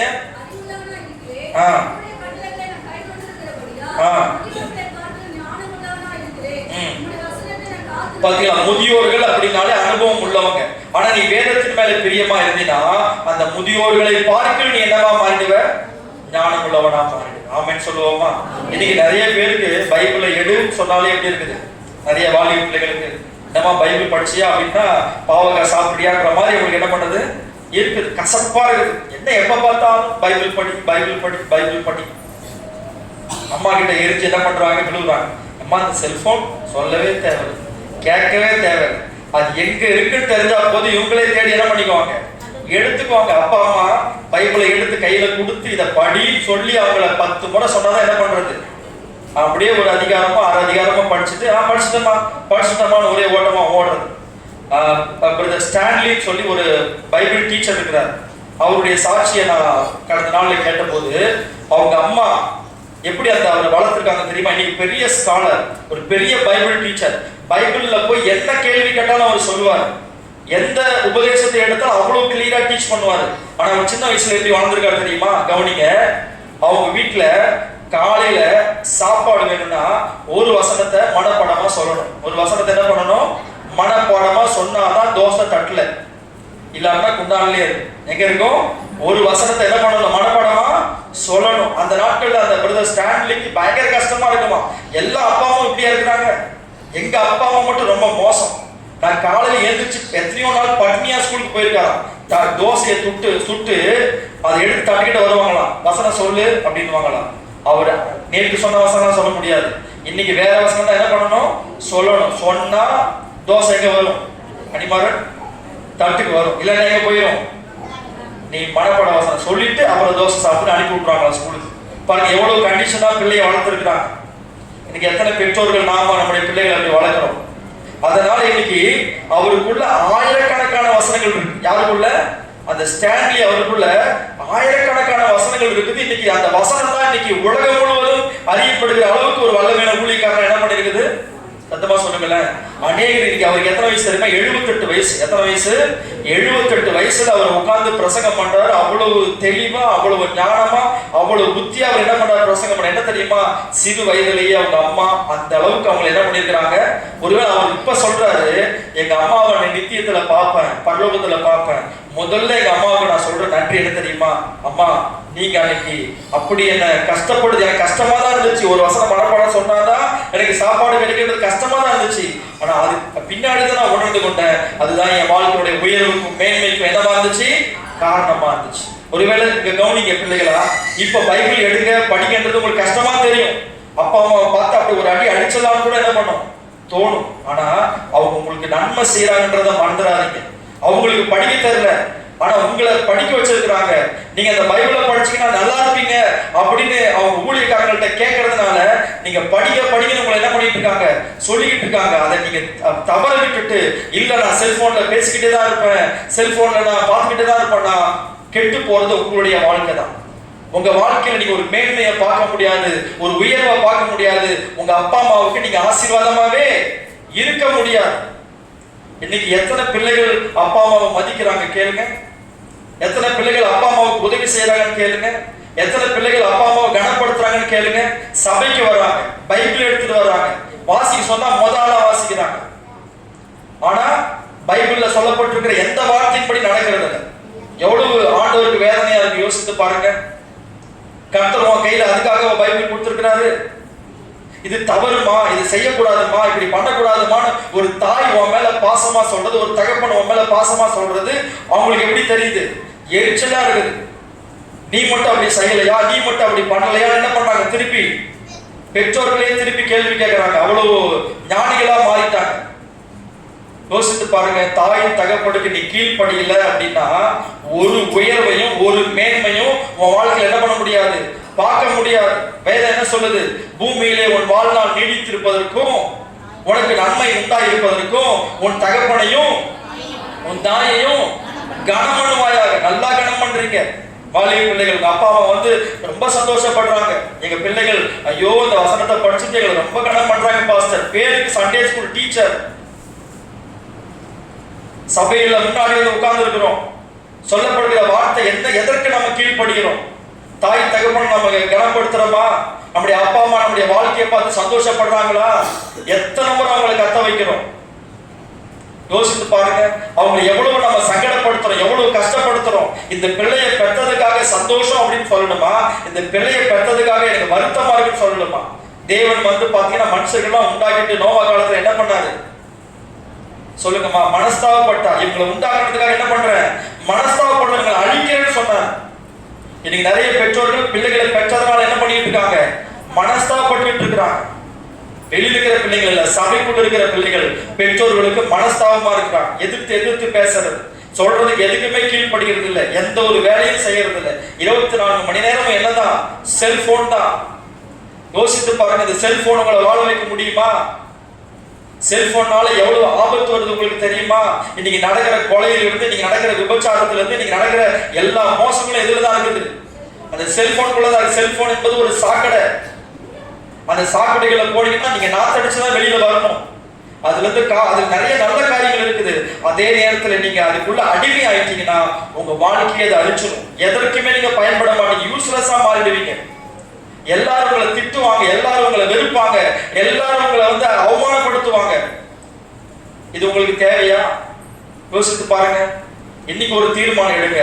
கர்த்தர் உங்க கையில அவருடைய வெளியேற பெற்ற வார்த்தையை, அவருடைய அன்பு கடிதத்தை உன் கையில எழுதி கொடுத்திருக்கிறார். உன்னை குறித்த திட்டம் இதுலதான் இருக்கு. உன்னை குறித்த அவருடைய சித்தம் இதுலதான் இருக்கு. உன்னை குறித்து அவர் எப்படி உன்னை உயர்த்தணும்னு மேன்மைப்படுத்தணும் அவர் நினைக்கிறது எல்லாம் இதுக்குள்ளதான் இருக்கு. இது நீ படிக்க படிக்க படிக்க உன் வாழ்வு மாறிடும். ஆமென் சொல்லுவோம். ஹல்லேலூயா. உங்க முன்னாடி நான் இன்னைக்கு ஊழியக்காரனா நிக்கிறேன் அப்படின்னா சின்ன வயசுல இருந்து இந்த வேதத்துக்கு மதிப்பு கொடுத்ததுனாலதான். எங்க பைபிள் கிளாஸ் நடக்கிறதுனால ஓடி போயிருவேன். எங்க கள்ளக்குறிச்சியில கருணாபுரத்துல ஒரு பைபிள் கிளாஸ் நடக்கும். நான் கடையில வேலை பார்த்துக்கிட்டு இருந்தேன். பைபிள் காலேஜ் நம்ம போல, நான் ஸ்கூலுக்கும் போல. ஆனா இந்த இடத்துல பைபிள் கிளாஸ் நடக்குது. பாஸ்டர் மேசியாதாஸ் அவர் அங்க கிளாஸ் எடுப்பார். ஒரு ஸ்கூல் பழைய பில்டிங் ஒரு கிளாஸ் இருந்தது. அந்த அங்க ஈவினிங் டைம்ல 1 hour பைபிள் ஸ்டடி எடுப்பார். அதை தெரிஞ்சு கடையில விட்டுட்டு நாங்க ஓடுவேன். உளுந்தூர்பேட்டையில ஒரு முறை அங்க ஒரு கிளாஸ் கொஞ்ச நாள் நடந்துச்சு. அது அப்பாட்ட சொல்லிட்டு உளுந்தூர்பேட்டைக்கு தனியாவே யாருமே கூட வர மாட்டாங்க எங்க சபையில இருந்து. நாங்க அப்பாட்ட பர்மிஷன் கேட்டு அந்த மீட்டிங்ல போய் அடங்கு மட்டும் வேதத்தை கற்றுக்கொள்ளணுன்ற அவ்வளவு வாஞ்சை, அவ்வளவு விருப்பம் எனக்குள்ள. அதனாலதான் கர்த்தரை 7 வருஷம் என்ன பண்ண வச்சாரு, இந்த வேதத்தை படிக்க வச்சார். ஆமென் சொல்லுவோமா? வேற எந்த புஸ்தகம் இல்ல, 7 வருஷம் இந்த புஸ்தகத்தை தான் திருப்பி திருப்பி திருப்பி திருப்பி படிக்க வச்சிருக்கிறார். இதுவரைக்கும் ஆயிரக்கணக்கான பிரசங்கம் என்ன பண்ண வச்சிருக்கிறாரு, இந்த வேதத்தை செய்ய வச்சிருக்கிறார். எங்க பைபிள் காலத்திலேயே அதிகம் பிரசங்கம் பண்ண ஒரு மாணவன் யாருன்னா நான் தான். கிட்டத்தட்ட 54 பிரசங்கம் 2 வருஷத்துல என்ன பண்ணிருக்கேன். அது பிரசங்கம் பண்றதுக்கு ஒவ்வொருத்தருக்கும் வாய்ப்பு வரும். யாரெல்லாம் வாய்ப்பு வேணாம்னு சொல்றாங்களோ அந்த வாய்ப்புல நான் எடுத்து என்ன பண்ணிக்கிட்டு இருப்பேன், பிரசங்கம் பண்ணிட்டு இருப்பேன். ஏன்னா இந்த வேதத்துக்கு மேல அவ்வளவு ஆசை. ஏன்னா பிரசங்கம் பண்றதுனாலதான் நிறைய புக்கை நம்ம தேடணும், நிறைய வசனத்தை ஆராய்ச்சி பண்ணணும், நிறைய காரியங்களை பைபிள் காலத்துல பிரசங்கம் பண்ணணும். அங்க டீச்சர்ஸ் எல்லாம் உட்கார்ந்து இருப்பாங்க, இவாலுவேட் பண்ணுவாங்க, என்னை விட சீனியர்ஸ் உட்கார்ந்து இருப்பாங்க, டாக்டர்ஸ் உட்கார்ந்து இருப்பாங்க. அவங்க மத்தியில இங்கிலீஷ்ல பிரசங்கம் பண்ணணும்னா எவ்வளவு கஷ்டமான ஒரு காரியம். இங்க பிரசங்கம் பண்ணி முடிச்ச உடனே பாஸ்டர் நல்லா இருக்குன்னு வைங்க, ஆனா அங்க பிரசங்கம் பண்ணி முடிச்ச உடனே நீ இன்ட்ரோடக்ஷன் தப்பா பண்ணப்பா, நடுவில் இந்த பாயிண்ட்ஸ் எல்லாம் நீ மாத்தி இருக்கணும், உன் கன்க்ளூஷன் இந்த மாதிரி இல்ல, இப்படி எத்தனையோ முறை இவாலுவேட் பண்ணிருக்காங்க. ஆனா ஒரு முறை கூட இவங்க எல்லாம் இப்படி சொல்றாங்களேன்றதுக்காக என்ன பண்ணவே இல்லை, பிரசங்கம் பண்றத நிறுத்தவே இல்லை. ஏன்னா அந்த வேதத்துக்கு மேல அவ்வளவு வாஞ்சை, அவ்வளவு பிரியம். ஆமென் சொல்லுவோமா? ஹல்லேலூயா. நீங்களும் என்னுடைய பிள்ளைகளும் அப்படி மாறணும்னு நினைக்கிறேன். கடந்த நாட்கள் ஒரு சகோதரன் வந்து சொன்னாரு, பாஸ்டர் உங்க பிள்ளைங்கள்லாம் உங்களை ஏமாத்துறாங்க. என்ன சொன்னாரு? உங்க பிள்ளைங்கள்லாம் உங்களை ஏமாத்துறாங்க, ஊழியம் செய்ய சொல்றாங்க, ஆனா ஒருத்தர் கூட தனி ஜெபம் பண்றது இல்ல, ஒருத்தர் கூட பைபிள் தனியா என்ன பண்றது இல்ல, வாசிக்கிறதே இல்ல. ஆலயத்துக்கு வரும்போது பைபிள் எடுத்துட்டு வராங்க, அங்க கொஞ்ச நேரம் ஜெபம் பண்றாங்களா அதோட சரி. வீட்டுல வந்து அவங்க ஜெபிக்கிறதே கிடையாது, அவங்களுக்கும் ஆண்டவருக்கு தனி உறவு கிடையவே கிடையாது, அவங்க தனியா உட்கார்ந்து வேதம் வாசிக்கிறதே கிடையாது. பாருங்க, அப்படி சொல்லும் போது ஒரு சபை, ஒரு மேய்ப்பன், ஒரு தகப்பனுடைய உள்ள சந்தோஷப்படுமா துக்கப்படுமா? சொல்லுங்க. வேறொரு சபையிலிருந்து வந்து ஒரு சகோதரர் நம்முடைய சபையை கவனிச்சு அப்படி சொல்றாரு, கவனிக்கிறாங்க நம்மள, நீங்க எப்படி இருக்கீங்கன்றத கவனிக்கிறாங்க. தனி ஜெபம் உங்க வாழ்க்கையில இருக்குதா? குடும்ப ஜெபம் இருக்குதா? உட்கார்ந்து பைபிள் வாசிக்கிறீங்களா? ஒரு நாளைக்கு 3 அதிகாரமாவது வாசிக்கிறீங்களா? யோசித்து பாருங்க. நமக்கு டைமே இல்லை. என்ன இல்லை? சத்தமா சொல்லுங்களேன். என்ன இல்லை? நேரமே இல்லை. சாப்பிட்றதுக்கு நேரம் இருக்கு, தூங்குறதுக்கு நேரம் இருக்கு, குளிக்கிறதுக்கு நேரம் இருக்கு, உட்கார்ந்து கதை அடிக்கிறதுக்கு நேரம் இருக்கு, ஆனா எதுக்கு மட்டும் நேரம் இல்லை? பைபிள் படிக்கிறதுக்கு நேரம் இல்லை. ஆண்டவர் எவ்வளவு வேதனைப்படுவார். ஆண்டவர் சொல்றாரு, என்னுடைய வேதத்தின் மகத்துவங்களை நான் அவர்களுக்கு எழுதி கொடுத்தேன், அவர்களோ அதை அந்நிய காரியமாக என்ன பண்ணாங்களா எண்ணினார்கள். நிறைய பேர் இது என்னவா நினைக்கிறீங்க தெரியுமா? இதெல்லாம் படிக்கணும்ன்ற அவசியமே கிடையாது, அதெல்லாம் அந்த காலம் அப்படின்னு நினைக்கிறீங்க. எந்த காலத்திற்கும் இந்த வேதம் தான் நமக்கு முக்கியத்துவம். ஆமென் சொல்லுவோமா? பாருங்க, நான் பைபிள் மேல பிரியமா இருக்கிறன்றதுக்கு ஒரு அடையாளம் என்ன தெரியுமா? நான் எழுதின ரிசர்ச் பேப்பர் எழுதுன்னு சொன்னேன் இல்லையா, அந்த பேர் என்ன தெரியுமா? The Bible is the word of God. It's never changed. அது ஒரு காலத்துக்கு என்ன பண்ணாது, மாறவே மாறாது. இந்த காலத்திலும் வேதம் கிரியை செய்து கொண்டிருக்கிறதா என்னுடைய ரிசர்ச் ஒர்க்கே. அந்த ரிசர்ச் ஒர்க் பைபிளை குறித்து தான் ரிசர்ச்சே எழுதுறேன். அந்த புக்கு நான் இன்னும் வச்சிருக்கிறேன். அப்போ அந்த அளவுக்கு வேதத்தின் மேல நம்ம எப்படி இருக்கணும்?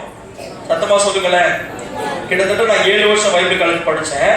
இப்ப கிட்டத்தட்ட 14 வருஷம் நான் பிரசங்கம் பண்ணிட்டு இருக்கிறேன். எத்தனை வருஷம்? கிட்டத்தட்ட 21 வருஷமா அந்த வேதத்தோட நான் இருக்கிறேன், ஊழியத்துக்கு வந்த பிறகு. ஆனா இன்னும் என்னால ஒரு 10% கூட நான் இதை புரிஞ்சுட்டு போன என்னால சொல்ல முடியாது. இவ்வளவு பிரசங்கம் பண்ணியும் இவ்வளவு படிச்சும் இன்னும் ஆழமா என்ன பண்ணிக்கிட்டே இருக்குது, வேதத்துல ரகசியங்கள் போய்கிட்டே இருக்குது. ஆனா இங்க வந்து உட்கார்ந்து இருக்கிற நீங்க எவ்வளவு படிக்கிறீங்க வேதத்தை? யோசித்து பாருங்க. பைபிள் படிக்கிறீங்களா? உங்களுடைய வேதத்தின் மேல எப்படி இருக்கிற? பிரியமா இருக்கிற. 1 கிலோ தங்கமும் ஒரு பைபிளும் பக்கத்துல வச்சா நீங்க எதை எடுப்பீங்க? உண்மையை சொல்லுங்க. உண்மையை சொன்னா பைபிள் தான் எடுக்கணும், ஆனா நாங்க எடுக்க மாட்டோம் அப்படின்னு இருக்கீங்களா? வாசிங்க. சங்கீதம் 119ல 127 என்ன சொல்லுது பாருங்க, அதான் வாசித்தீங்களா? 165 வாசிங்க. பொன்னிலும் பசு பொன்னிலும் அதிகமாய் உடைய கற்பனைகள் நான் என்ன செய்யறேன்? எதுல? பொன்னிலும் பசு பொன்னில், கோல்டு, பியூர் கோல்டு. இன்னைக்கு இருக்கிறதுலே விலை எதுதான் ஏறிக்கிட்டே போகுது. பாக்குறீங்களா நியூஸ் எல்லாம்? ஏறிக்கிட்டே போகுது. ஆனா அந்த பொன்னை காட்டிலும் பசு பொன்னை காட்டிலும் தேவன் நமக்கு கொடுத்திருக்கிற அந்த வேதம் தான் வெளியேற பெற்ற. எத்தனை பேர் அதை விசுவாசிக்கிறீங்க? அல்லேலூயா. உங்க கையில 1 கிலோ தங்கம் கொடுத்தா கூட அது காணாம போயிடும், இல்லாம போயிடும். ஆனா அந்த வேதத்துல விலை மதிக்க முடியாத முத்துக்கள் உண்டு. இதுல நீங்க தேட தேட தேட முத்துக்கள் வந்து கொண்டே இருக்கும். உங்க வாழ்க்கை என்ன பண்ணிக்கிட்டே இருக்கும்? உயர்ந்துகிட்டே இருக்கும். நீங்க நிறைய பேர் தப்பிச்சுக்கிறாங்க. ஒரு சாக்கு. என்ன சாக்கு? எனக்கு படிக்க தெரியாது. எனக்கு என்ன தெரியாது? எத்தனை பேர் அந்த மாதிரி சொல்றீங்க? கைக்கு பார்ப்போம். எனக்கு படிக்க தெரியாது பாஸ்டர் அப்படின்னு சொல்றவங்கலாம் ஒரு காரியத்தை தான் கைத்துக்கு சொல்லுங்களேன். கைத்துக்குல எனக்கு படிக்க தெரியாது, என் பிள்ளைகிட்ட கேட்டா கூட அவனுக்கு சொல்லி தர மாட்டான் அப்படின்றவங்களுக்கு ஒரு உதவி நான் செய்ய போறேன். என்ன உதவி தெரியுமா? ஒரு ஒரு இப்ப மிஷின் வந்திருக்குது. அது என்ன மிஷின்னா, ஒரு டேப் ரெக்கார்டர் மாதிரி இருக்கும். அதுல ஃபுல் பைபிள் இருக்குது தமிழ்ல. நீங்க என்ன செய்யணும்னா, அதை அப்படியே சுவிட்ச் அமுத்துனீங்கன்னா மத்தேயு 1ஆம் அதிகாரம் ஆபிரகாமின் குமாரனும் தாவீதின் குமாரன், அப்படியே அந்த வசனத்தை என்ன பண்ணிக்கிட்டே வரும், சொல்லிக்கிட்டே வரும். நீங்க எவ்வளவு நேரம் கேட்கணுமோ உட்கார்ந்து கேட்டுட்டு ஆஃப் பண்ணிட்டு போயிடலாம். அடுத்து நீங்க வந்து உட்காரும் போது அமுத்துனீங்கன்னா எதுல இருந்து விட்டீங்களோ அதுல இருந்து என்ன பண்ண ஆரம்பிக்கும், சொல்ல ஆரம்பிக்கும். யோசித்து பாருங்க, இப்போ உங்களுக்கு ஆண்டவர் அந்த வாய்ப்பை கொடுத்துருக்காரா இல்லையா? ஆனா நீங்க என்ன பண்ணிட்டு இருக்கீங்க? அதோடைய விலை வந்து ஒரு 500 ரூபாய்க்குள்ளதான் இருக்கும்னு நினைக்கிறேன். எவ்வளவோ நம்ம செலவு பண்றோம் இல்லையா? நான் சென்னையில் அந்த விலையை கேட்டு பார்க்குறேன். ஒருவேளை படிக்க தெரியாதவங்க இருந்தீங்கன்னா நீங்க பிள்ளைய போட்டு தொந்தரவு பண்ண தேவையில்லை, யாரை போட்டு தொந்தரவு பண்ணது, அந்த மிஷினை பக்கத்துல வச்சுக்கிட்டீங்கன்னா அது வேத வார்த்தை உங்களுக்கு என்ன பண்ணிக்கிட்டே இருக்கும், சொல்லிக்கிட்டே இருக்கும். நீங்க அதை கேட்க கேட்க கேட்க தேவனுடைய வார்த்தை உங்க உள்ளத்தை நிரப்பிக்கிட்டே இருக்கும். ஆமென் சொல்லுவோமா? அல்லேலூயா. பாருங்க, பில்லிகர்காம் என்கிற தேவனுடைய மனுஷன் யோவான் 3:16 பல மில்லியன் டைம் வாசிச்சிருக்கிறான். எத்தனை முறை?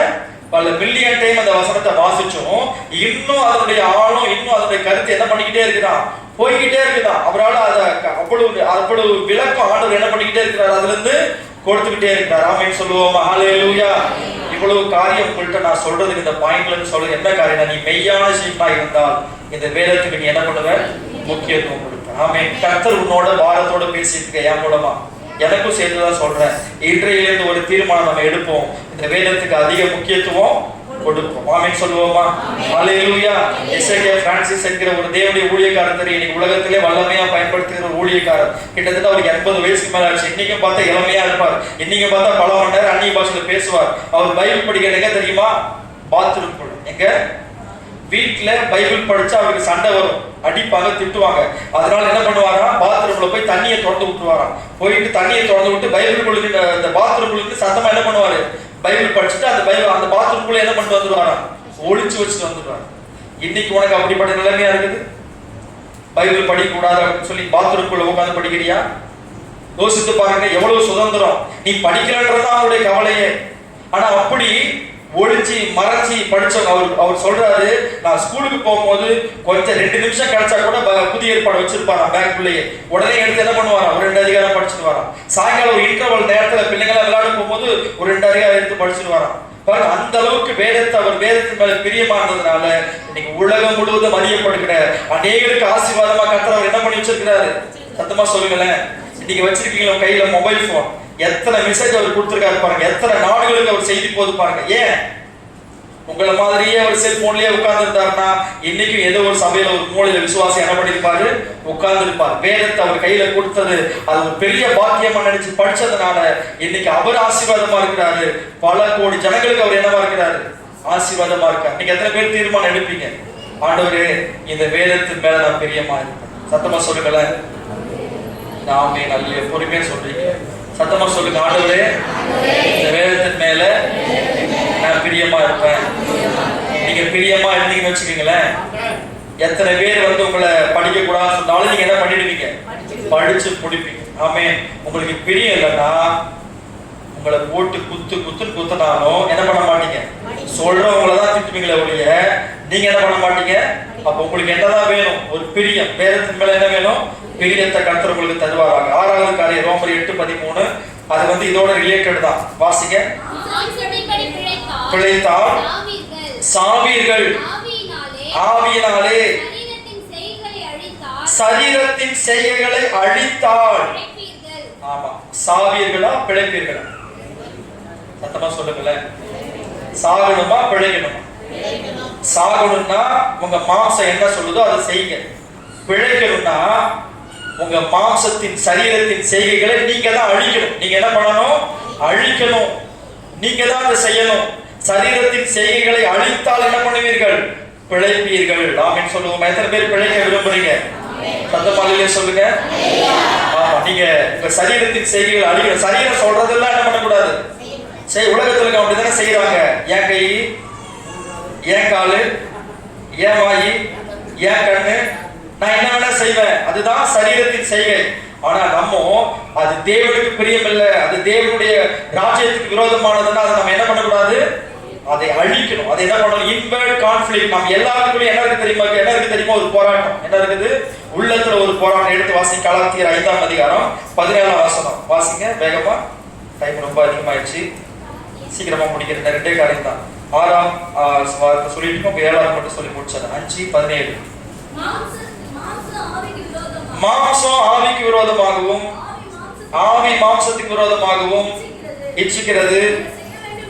நீங்கள் செய்ய வேண்டும் என்று இருக்கிறவைகளை செய்யாதபடிக்கு இவைகள் ஒன்றுக்கொன்று விரோதமாயிருக்கிறது. ஆவியினால் நடத்தப்படுவீர்கள். ஆனால்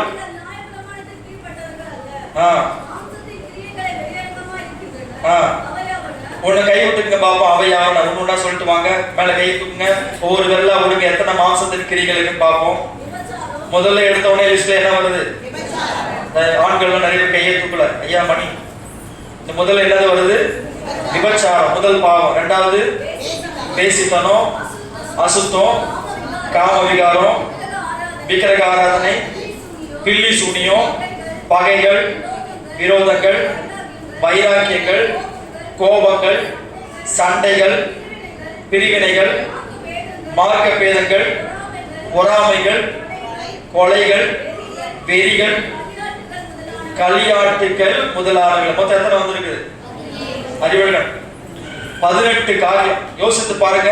இந்த கிரிகள் உங்ககிட்ட இருக்குதா?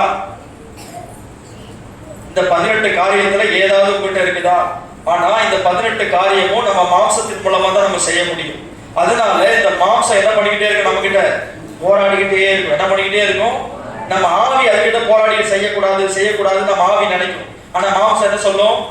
செய்யு செய்யு செய்யணும். நீங்க எதுக்கு கீழ்படுகிறீங்களோ அதுதான் செய்யும். எதுக்கு நீங்க கீழ்படுகிறீங்களோ அதுதான் செய்யும். உங்களுக்குள்ள இருக்கிற ஆவியானவர் அதை செய்யக்கூடாதுன்னு சொன்னா நீங்க என்ன பண்ணக்கூடாது? அது எவ்வளவு லாபமா இருந்தாலும் நீங்க என்ன பண்ணக்கூடாது? செய்யக்கூடாது. மாம்சத்துக்கு நீங்க கீழ்படுத்தீங்கன்னா நீங்க தோற்று போயிடுவீங்க. உதாரணத்துக்கு கோபம் இல்லையா? கோபம் என்பது இந்த இடத்துல சொல்லப்பட்டிருக்கிற மாம்சத்தின் கிரியை. இப்ப திடீர்னு உங்களுக்கு கோபம் வருதுன்னு வச்சுக்கீங்களேன், அந்த கோபத்தை நீங்க என்ன பண்ணணும்? அழிக்கணும். கோபத்தை என்ன பண்ணணும்? கோபத்தினால மற்றவங்களை அழிச்சிடக்கூடாது. கோபத்தினால என்ன பண்ணக்கூடாது? உங்ககிட்ட யாரு முன்னாடி நிற்கிறாங்களோ அவங்களை அழிச்சிடக்கூடாது. வார்த்தையினாலேயோ அல்லது கையினால சண்டை போட்டோ அவங்களை காயப்படுத்திடக்கூடாது. அந்த மாம்சத்தின் கோபத்தை நம்ம என்ன பண்ணணும்? அழிக்கணும். என்ன சொல்ல? கோபத்தை என்ன பண்ணணும்? ஆமா, பாக்க. அது மட்டும் இல்ல, உன்கிட்ட நான் பேச மாட்டேன், என்கிட்ட நீ பேசக்கூடாது அப்படின்னு விரோதம் இல்லையா? இன்னைக்கு இருக்குதா இல்லையா? குடும்பத்துக்குள்ளேயே கூட பிறந்தவங்களே ஒருத்தருக்கு ஒருத்தர் பேசிக்கிறது இல்லை, அப்பா அம்மா கிட்ட பேசுறது இல்லை.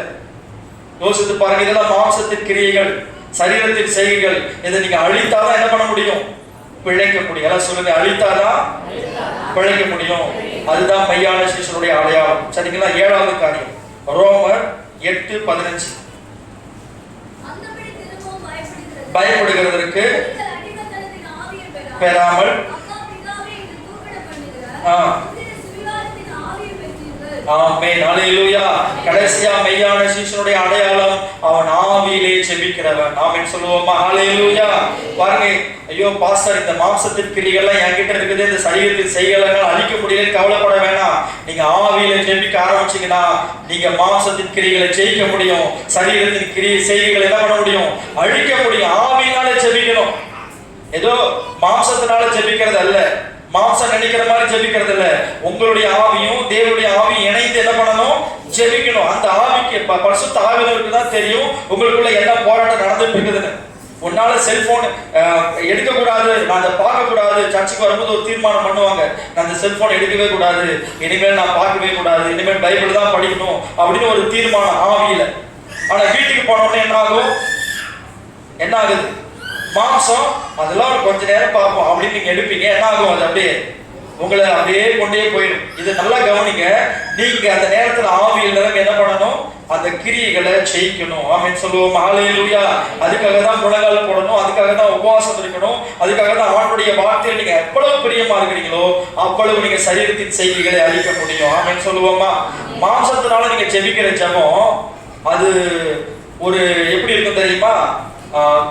ஒரு ஒரு ஜில்லு இல்லாத ஒரு உடம்பு மாதிரி இருக்கும். அதாவது மீனை தண்ணிக்குள்ள போட்டா அதுக்கு என்ன வேணும்? உயிர் வேணும் இல்லையா?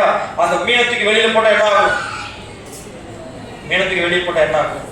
செத்து போயிடும், குடிச்சுக்கிட்டே இருக்கும் இல்லையா? அதே போலதான் நீங்க ஆவி இல்லாம ஜெபிக்கிற ஜெபம் பிரயோஜனமே கிடையாது. நீங்க ஆவியோடு நிறைந்து ஜெபிக்கும் போது உங்க ஜெபத்துல ஒரு பெரிய வல்லமை வெளிப்படும். பாருங்க, எலியா ஜெபம் பண்ணாரு, வானத்திலிருந்து என்ன இறங்குச்சு? அக்கினி இறங்குச்சு. ஆமென், ஹல்லேலூயா. நீங்களும் நானும் அப்படிப்பட்ட ஒரு ஆவியில ஜெபிக்கிறவங்க. எலியாவை விட நமக்குள்ளே இப்ப பரிசுத்த ஆவியானவர் இருக்கிறாரு. அவர் எப்படிப்பட்டவர்? வாக்கு கடங்காத பெருமூச்சுகளோடு நமக்குள்ளிருந்து வேண்டுதல் செய்கிறவர். அவர் தேவனுடைய ஆழங்களை அறிந்தவர், தேவனுடைய சித்தத்தை அறிந்தவர். அவர் ஜெபிக்கும் போது எப்படி ஜெபம் பண்ணுவார் தெரியுமா? உரிமையோடு ஜெபம் பண்ணுவார், விசுவாசத்தோடு ஜெபம் பண்ணுவார், அதிகாரத்தோடு ஜெபம் பண்ணுவார். ஆமென் சொல்லுங்களா? ஹல்லேலூயா. 7 காரியங்களை நான் சொல்லி முடிச்சிட்டேன். 7 காரியங்களை மறுபடியும் நினைவுபடுத்தி நம்ம ஜெபம் பண்ணி முடிக்க போறோம். முதல்ல மெய்யான சீஷனுடைய அடையாளம். இயேசு கிறிஸ்துவோடு நம்ம ஐக்கியமா இருக்கணும்னா நம்ம மெய்யான சீஷனா இருக்கணும். அந்த மெய்யான சீஷனுக்குரிய 7 அடையாளங்களை நீங்க பார்த்துருக்கிறோம். முதல் அடையாளம் என்னது? பாவ மன்னிப்பினுடைய அந்த மகிழ்ச்சி. இரண்டாவது நீங்க சொல்லுங்க. என்னமா? சமாதானம். தேவனிடத்தில் சமாதானம், நமக்குள்ளேயும் சமாதானம். மூணாவது நித்தியத்தை குறித்ததான ஒரு மகிழ்ச்சி. நாலாவது கடந்த கால தவறுகளை நினைக்கும் போது ஒரு வெட்கம், அதை மறுபடியும் செய்யக்கூடாது. ஐந்தாவது கர்த்தருடைய வார்த்தையில் எப்படி இருக்கணும்? பிரியமா இருக்கணும். ஆறாவது சரீரத்தின் செய்கைகள் என்ன பண்ணணும்? அழிக்கணும். ஏழாவது ஆவியினாலே நம்ம செபிக்கணும். ஆமென். இந்த காரியத்தை நீங்க விரும்புறீங்களா? எத்தனை பேர் இந்த காரியங்கள் உங்ககிட்ட இருக்குது அப்படின்னா நீங்க மெய்யான சீஷன். அப்படி இல்லைன்னா இன்னைக்கு தீர்மானம் எடுங்க. ஆண்டவரே, நானும் ஒரு மெய்யான சீஷனா என்ன பண்ணணும்? மாறணும். யாரெல்லாம் அப்படி மாற விரும்புறீங்களோ அவங்க மட்டும் முழங்கால் படியிடுங்க பார்ப்போம். இயேசு கிறிஸ்துவின் சீடராகுவோம், விசுவாசத்தில் முன்னடப்போம். இயேசு கிறிஸ்துவின் சீடராகுவோம், விசுவாசத்தில் முன்னடப்போம். எல்லோருமே அவர் பாடிக்கவே ஒன்றாய் நாளும் உழைத்திடுவோம். நம் இயேசு ராஜாவே, இதோ வேகம் மாறாரே, அதிவேகமாய் செயல்படுவோம். நம் இயேசு ராஜாவே, இதோ வேகம் மாறாரே, அதிவேகமாய் செயல்படுவோம். மனிதர் யாரிடம் பாசம் காட்டுவோம், இயேசு வார்த்தைக்குள் அழைத்திடுவோம். யாரிடம் பாசம் காட்டுவோம், இயேசு வார்த்தைக்குள் அழைத்திடுவோம். அதி உற்சாகமாய், அதி தீவிரமாய் ராஜபாதையை செவ்வையாக்குவோம்.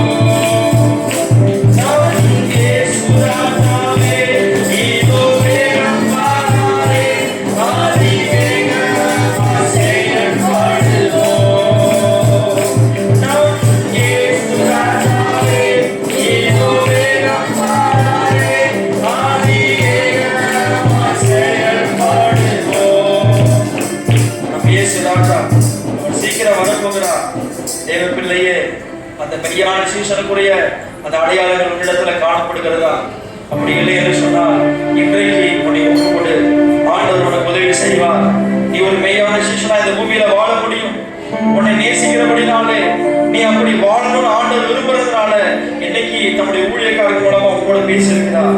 பாவ மன்னிப்பு நிச்சயத்தை நீ பெற்றுக்கொள். தேவனிடத்திலும் மனுஷரிடத்திலும் சமாதானத்தை நீ பெற்றுக்கொள். நித்தியத்தை குறித்த மகிழ்ச்சி உனக்கு இருக்கட்டும். கடந்த கால தவறுகளை குறித்து வெட்கத்தோட அதை விட்டு விலகு. கர்த்தருடைய வார்த்தையில பிரியமாயிரு. சரீரத்தின் செய்கைகளை அழித்து வாழு. ஆவியிலே எப்பொழுது நிரம்பி ஜெபம் பண்ணு. இன்னைக்கு நீங்க வீட்டுக்கு போகும்போது உங்களுக்குள்ள ஒரு மாற்றம் இருக்கும். எத்தனை பேர் விரும்புறீங்க? ஆண்டவரே, நான் வீட்டுல இருந்து வந்த மாதிரியே நான் போகக்கூடாது, நான் வரும்போது எப்படி வந்தோமோ அப்படி போகக்கூடாது. ஒரு மாற்றம் எனக்குள்ள நீங்க தந்தே ஆகணும். ஒரு மறுரூபம் எனக்குள்ள தந்தே ஆகணும். முக்கியமா இந்த செல்போன்ல தான் எனக்கு விடுதலை தந்தே ஆகணும். தேவையில்லாத கான்டாக்ட்லாம் நான் டெலீட் பண்ண போறேன். தேவையில்லாத ஆப் எல்லாம் நான் டெலீட் பண்ண போறேன்.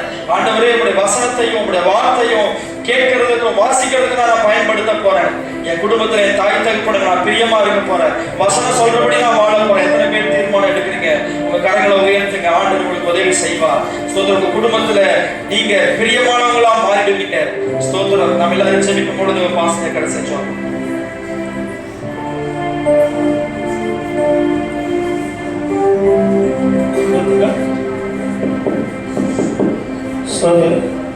அன்பு தகப்பனே, கொடானுபடி சோத்திரப்பா. கர்த்தர் கொடுத்த நல்ல வார்த்தைகளுக்காக சோத்திரம். ஆண்டவரே உண்மையான சீசன் எப்படி இருப்பாங்கிறது ஆண்டவரே ஸ்தோத்திரம் ராஜா. 7 காரியத்தின் மூலமா நாங்க பார்த்திருக்கிறோம். ஆண்டவரே வசனத்தின்படி வார்த்தையின்படி ஒவ்வொரு நாளும் இந்த பரிசுத்த வாழ்க்கையிலே ஆவிக்குரிய வாழ்க்கையிலே அப்பா தன்னை தான் வெறுத்து தன் சிலுவை எடுத்துக்கொண்டு என்னை பின்பற்றாதவன் எனக்கு சீசனா இருக்க முடியாது சொல்லப்படுங்க. பரலோக தகப்பனே அப்பா வேதத்தில் ஒவ்வொரு நாளும் பிரியமா இருக்க கர்த்தர் நாமே உதவி செய்வாராக. பரலோக தகப்பனே நன்றியோடு சோத்திருக்கிறோம். நீ சிந்தையை எடுத்து வேதத்தில் நான் பிரியமா இருக்குன்னு சொல்லி சங்கீதா சொல்றத நாங்கள் பார்க்கிறோம் ஐயா. பரலோக தகப்பனே நன்றியோடு சோத்திருக்கிறோம். நாங்கள் தியானித்த கேட்ட அந்த சத்தியத்தின்படி ஒவ்வொரு நாளும் இந்த பரிசுத்த வாழ்க்கையில வாழ்ந்து அந்த நித்திய ஆசீர்வாதத்தை பரலோக ஆசீர்வாதத்தை ஒவ்வொரு பிள்ளைகளும் சொந்தத்துக் கொள்ளும்படியாக கர்த்தர் உதவி செய்வாராக. அப்பா வல்ல கர்த்தரே தாழ்த்தி ஒப்புக் கொடுக்கிறோம். சோத்திர ராஜா பாவ மன்னிப்பு நிச்சயத்தை ஆண்டவரே பெற்றுக்கொள்ள வேண்டும் ராஜா.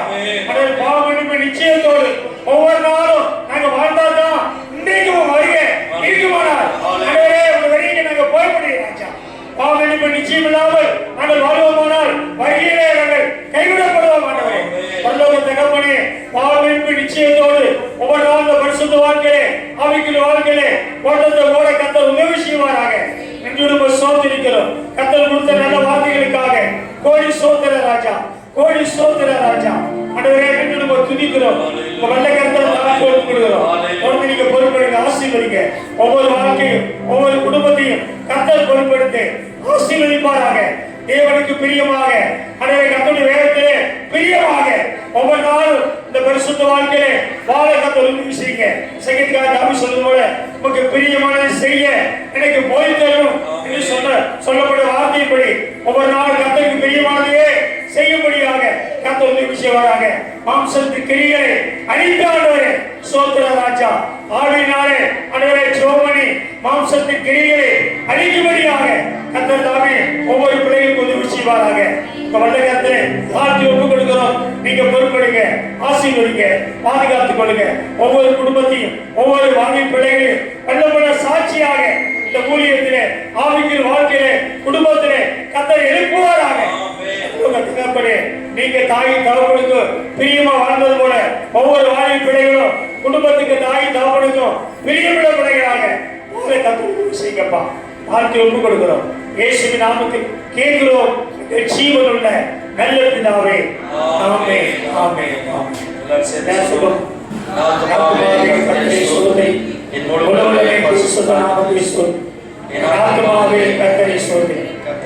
செய்த சகல வார்த்தை என்று மறவாதே. ஆமென் ஆமென். நம்முடைய கர்த்தராகிய இயேசு கிறிஸ்துவின் கிருபையும் பிதாவாகிய அன்பும் பரிசுத்த ஆவியினுடைய ஐக்கியமும் சமாதானமும் காவலும் நன்மையும் ஆசீர்வாதமும் கர்த்தருடைய வைக்கப்பட்டும் கூடி வந்த அவரோடும் குடும்பத்தோடும் ஊழியத்தோடும் ஊழியக்கார குடும்பத்தோடும் இருப்பதாக. ஆமென். கர்த்தராகிய இயேசு கிறிஸ்துவின் நாமத்தினாலே எப்பொழுது நமக்கு ஜெயம் கொடுக்கிற தேவனுக்கு 2 கரங்களை உயர்த்தி முன்னணியில சொல்லுவோமா? ஹல்லேலூயா ஹல்லேலூயா ஹல்லேலூயா. மாரநாதா. ஆமென். கர்த்தராகிய இயேசு கிறிஸ்துவின் நாமத்தினாலே கர்த்தருக்கு ஸ்தோத்திரம்.